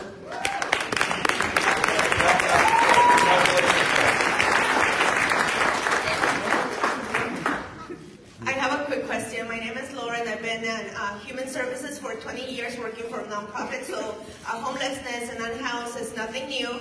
It's not it's not a reason for an emergency. An emergency was only declared so you didn't have to talk to people. But my question is, you started this presentation saying that community hospital shelter is going so well, so why is it closing in March when this is opening up? And why can't you use the whole facility at community hospital? Because right now it's not being used.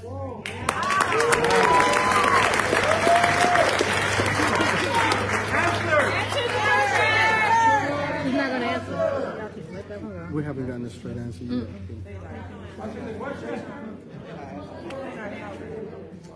So I go to this park with my cousins, and if there's homeless people here, I'm gonna be scared. So I don't want to go here anymore. If there's gonna be homeless people, and my mom told me, if since there's gonna be since they have drug addictions, there could be needles in the sand. Since we like taking our socks and shoes off, we could get hurt. And if we do get hurt, they might get sued. Oh, you got enough money for that? So, I don't know why they're doing this if children go here.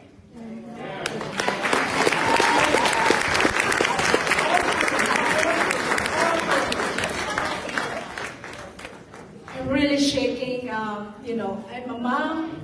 Sorry, mom. I have 3 kids and live in front of the park. I see the park early in the morning, 4 o'clock, a lot of people, a lot of old people walking because we use it really bad in this park. Summertime, this area is so full, a lot of young kids, and the only thing I'm gonna say, we don't want it here. I'm shaking because I have 15, 14, and 12-year-old kids. How can my kids are safe if you're gonna be using this area? We don't.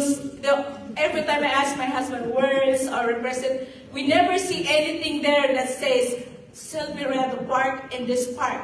It's just like nothing funding that make this park beautify it, and a lot, as you can see, 4 o'clock in the morning. I'm working 8 hours, and my husband is working as well. Nobody is in our home during daytime. How can we be safe in our place if you're doing this? So I don't know what's your plan, but I don't want it here because I live in front of the park. Sorry. I'm shaking and it hurts. I said that how come they didn't have any survey about this? Did you ask the community here? Did you? No. No. So that's why it hurts so bad because you didn't think of our kids here. You didn't look at the park during summertime. It's really full. Basketball court, a lot of people, our kids are playing in that area. We have 2 tennis courts, it's all full all the time. Every morning. People should come here and look at the first. Before you do something, you should make a plan. Make a survey if this is okay. That's how we do our plans. That's right.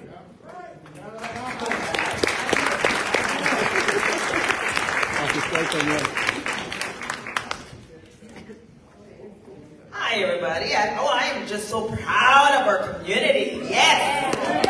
We showed out and showed up. And I have several questions, but I'm going to start with the first question that's from me. I'm actually speaking on behalf, I was a teacher at Stevens Middle School for 26 years. So you might have taught a lot of you, right? I know. Anyway, so respectfully, I have several questions. My first question is... Don't be respectful, they weren't with us. Okay, you keep mentioning showers that are going to be used for the shelter, but what showers are we talking about? When the pool is closed. When the pool is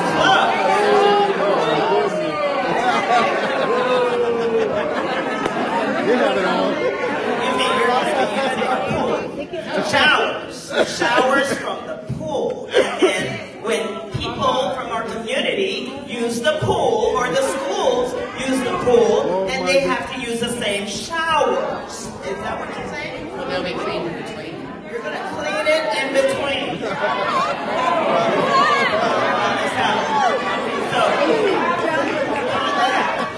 That's question number 1. Question number 2, and this is from our group, the Community Members United for Park Equity, and Westside LA. You have some questions also. Why not El Dorado Park, or why not the Convention Center? El Dorado Park does not have a gymnasium, so we did not look at that as a site.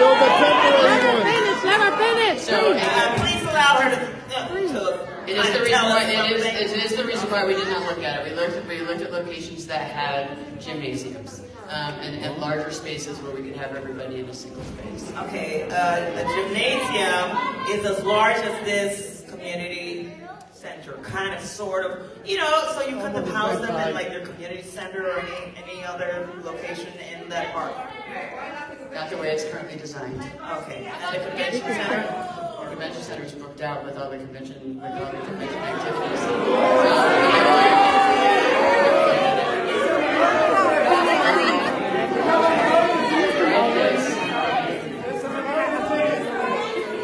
But we don't have activities. Question number 3. I'm going to leave, Annabelia, I'm going to leave your question for last because that is very important, okay? Very important question. Okay, so 2 years ago, when you were using our gymnasium again, there was security shuttles etc., and they couldn't contain the people that were being housed. How are you planning to do differently this time? So during the COVID emergency, we moved in very quickly. We had a very different model. In this model, people, they stay within the shelter area, including within the area that's the privacy fence in the back that contains that. And then there will be shelters ongoing throughout the day to be able to help people to the different locations they'd like to go. But you know, either Mr. Lopez or our mayor said in an update to us, I think it was yesterday on YouTube, or the day before yesterday, I can't remember. Anyway, he said that the people will be able to come and go. No. Yes, he did. People come and go through shuttle. No. So, Oh. that is the program. Something different. Right, that is the program. Okay, so She doesn't know anything. okay, and you know, it says, okay, so the last question. I'm out on there. Okay. Okay. Anyway, last question. And this is going to Mr. Uranga. Knowing and seeing this, you know, our community uniting, and this is not all of the community, because we can have more people here for our next meeting, right? Yes. Okay. But seeing this, is this a done deal? Are you listening to us? Are you seeing what we're doing right now? You're listening. Is this a done deal? Yes. Let him answer.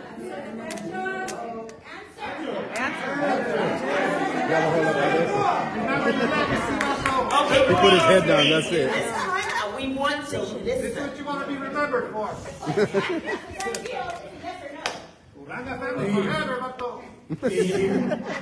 I hear you, and I've heard you, and I'm taking it back with me. Is this a done deal? Absolutely not. They're not finished yet. But I'll tell you, staff has heard you. I've heard you. The mayor has heard you. Where's the mayor? Where's the mayor?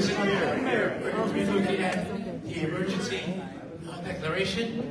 Obviously, there were some items that were overlooked, that were not considered, such as outreach. That's going to change. We know that. So just to say that we are taking it back, that's why we're here. It's a Q&A. I'm glad that you're all here. And like I said, I love the civic engagement. And one of the things that we want to always encourage is that when you have issues, you have concerns, always feel free to contact our office. We will respond. We don't ignore. We don't back up. We respond. We try to be as serviceable and appropriate to you as we can. They never respond. Yeah, they never. So I'm going to assume that answer meant that you're taking all of this back to the city, and the next meeting that we're going to have, the mayor should be here with his 2 little boys.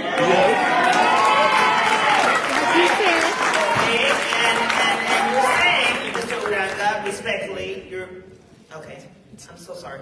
Okay, you are saying that you will reconsider and there is a possibility of taking this back, right? No, not possibility.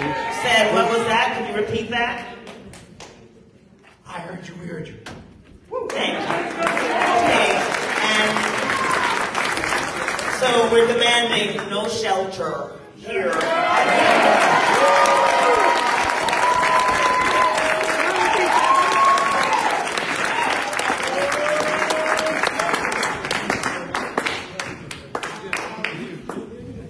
Hello, thank you for being here. I've been living here since 2009. I have 3 kids, and I just wanted to add a little bit about all the little kids that have been talking tonight.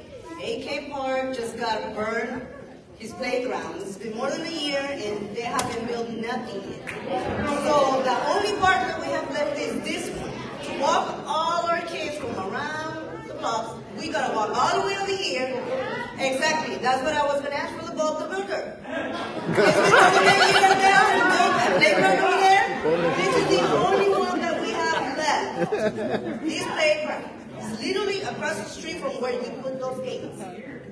Summer is coming. Our kids want to go out and play. We're not going to have them locked up in our apartments, in our houses, just because they not feel safe to walk. I have 2 teenage daughters. They walk to high school. In the morning, it's dark, it's cold. Do you think I'm going to feel safe going to work knowing that my kids enter at 9 when I got to be at my work at 8? They walk to school. And then I'm going to have pedophiles, old people, crazy people looking at them walking. Do you think I'm going to feel safe? Teenager daughters. This generation is becoming different. They're not as innocent as they used to. We don't have as innocent people, old people like we used to. I don't know where you live. I'm pretty sure you grew up with Orange County. parents respectfully and everything, but you need to look at this different generation. When it comes to drugs, when it comes to mining, guns, mines. all sorts of things like that. Especially if you see a little girl walking on the street with a nice body. Let's be honest. How are we going to feel safe going to work when we don't have, are you guys lowering the income for the apartments so they won't be homeless? Have you guys think about that? No. The more you keep raising the rent, the more people are going to be homeless. More people need to be walking in the street because they can afford a car. And you have all these people in the parks, the only parks that we have to play, to bring our children. And just think about it, summer's coming. Everybody's going to be out. We don't want to feel safe having all these people. So I feel for these little kids. Because I take my kids all the time in the park. I even come to the park and skate. I come and play volleyball with my kids. Even though I'm a grown woman, I still feel like a child. I still come to the park and do activities with them. My neighbor's daughter skates. Right here. Exactly. And she's a really good one too. I'm about to take classes from her. But you need to have that in consideration. There's a lot of places that you can put it. There's a lot of empty lots, a lot of empty corners. By the bridge? That's all I want to say. Thank you.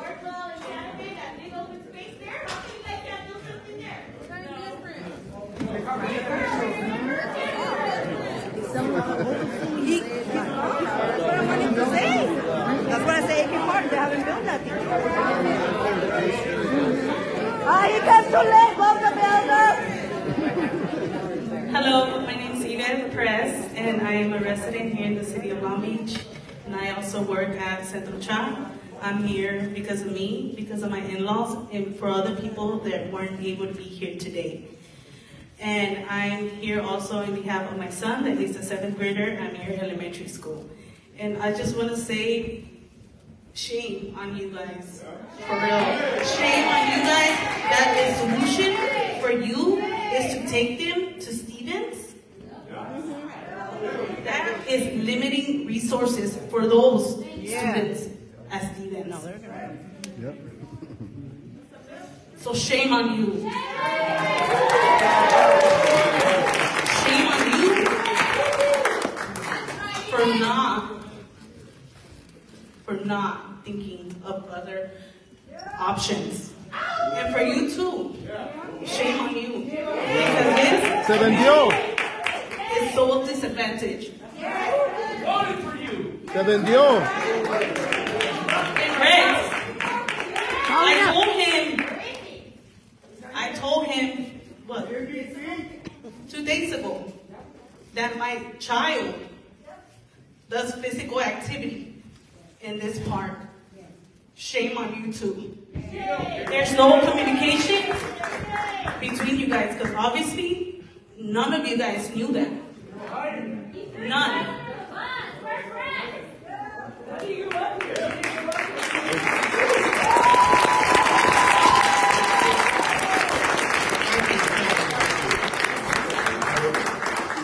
Okay.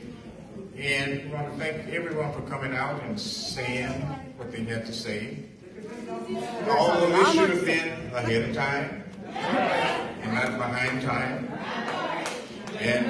And when the young lady who just spoke and the previous one, when you were talking about things have changed. And I'm going to use a political phrase, Jim Crow. Yep. It's a government stance. It's not racial. Our experience was in the South that most of the people it hurt were people of color. But Jim Crow does not have to have white people in charge for it to be a purpose in government.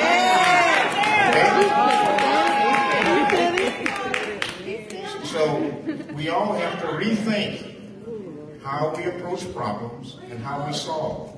And it can't be like we did yesterday. Every problem is different because you're in a different place and time. And you have to understand that when you're solving a problem. Some of the things happened yesterday you can use, but you have to have something different. Yes, but you have to realize at the end of the day, when you look at your solution, is it going to hurt people? And the answer should always be 0. That's where 0 counts, is how it affects people. We cannot affect people just for the convenience of having something done. One of the speakers mentioned about the Grand Prix. I've been in Long Beach 50 years. Every year, the homeless disappear for the Grand Prix and come back. I spoke at City Council about 2 weeks ago. Where is the plan for Long Beach after 50 years to solve the homeless problem? We cannot, we should not be treating the homeless as second-class citizens. Everyone should be given the expectations of a person, a human being, love, courtesy, and respect. Those things should be automatic. And a lot of times, because of the time, we wait till the last minute, that cuts short, but you should never cut that short. You know, and 50 years is more than enough time to have a plan. You know, yeah, it's not new. And talking to the residents and the citizens so you know how they feel in everyone is the most important things. One of the speakers mentioned you have to vent things, you have to talk about things. Some people may be able to do it better, have a better idea. It's different things. I don't think no one here wants to hurt the homeless or see the homeless hurt. You know, everybody supports them, but not in this way.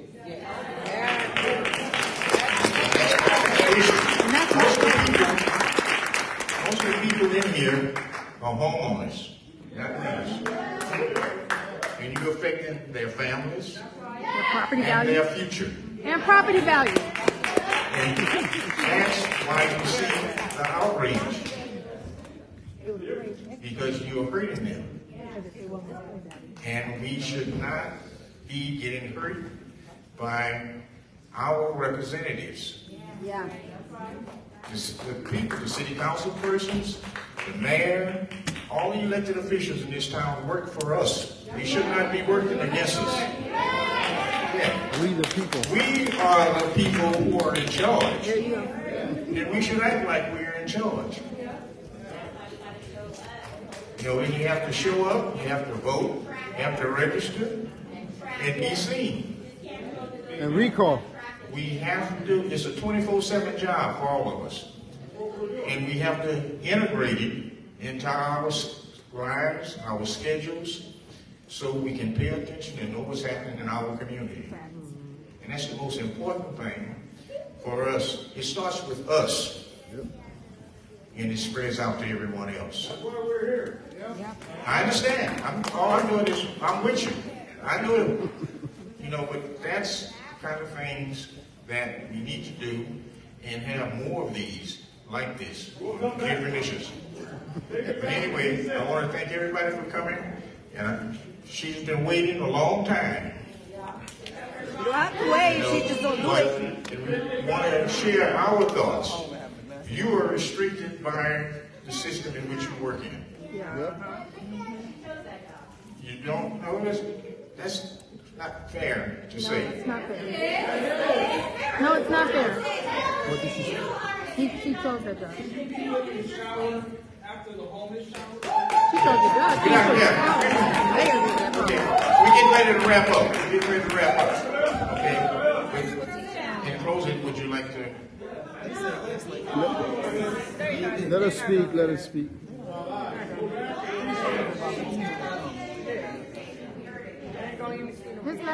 Just let us say. Let us speak. Would I be willing to shower? Yes. I mean, that are coming in, we're going to be doing the maintenance, we're going to be taking care of all those different pieces. So that is the work going forward. We offer showers around the city for other operations as well. So, you heard the councilman. You heard the councilman. We are in the gated spot as they're going to the shower. It's out of the gated spot.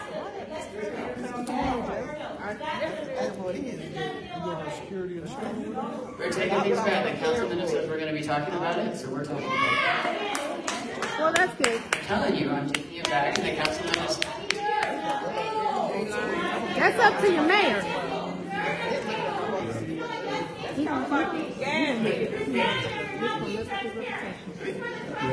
Me and Mayor Gilmore.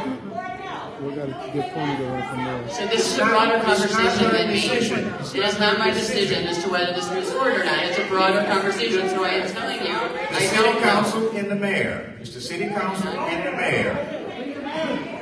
It is not their decision. Let us She works speak. on a job just like most of us in here do. Let us speak. That's why you take it back and reset. I just asked you about that.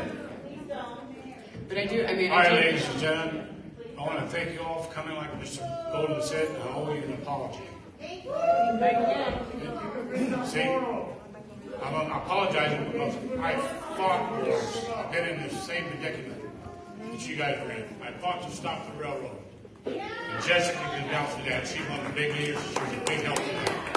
Your kids are, huh? Well, because I said shut up. And if the gentleman was right here. There were homeless shelters over here for about the last 15 years. You know where they're at? They were located in the PAC. That's west of or south of PCH, west of Terminal Island Freeway, into the Long Beach Freeway. They were homeless shelter center. You know why they're not now? Marijuana. All the warehouses they were using down there were sold off to marijuana.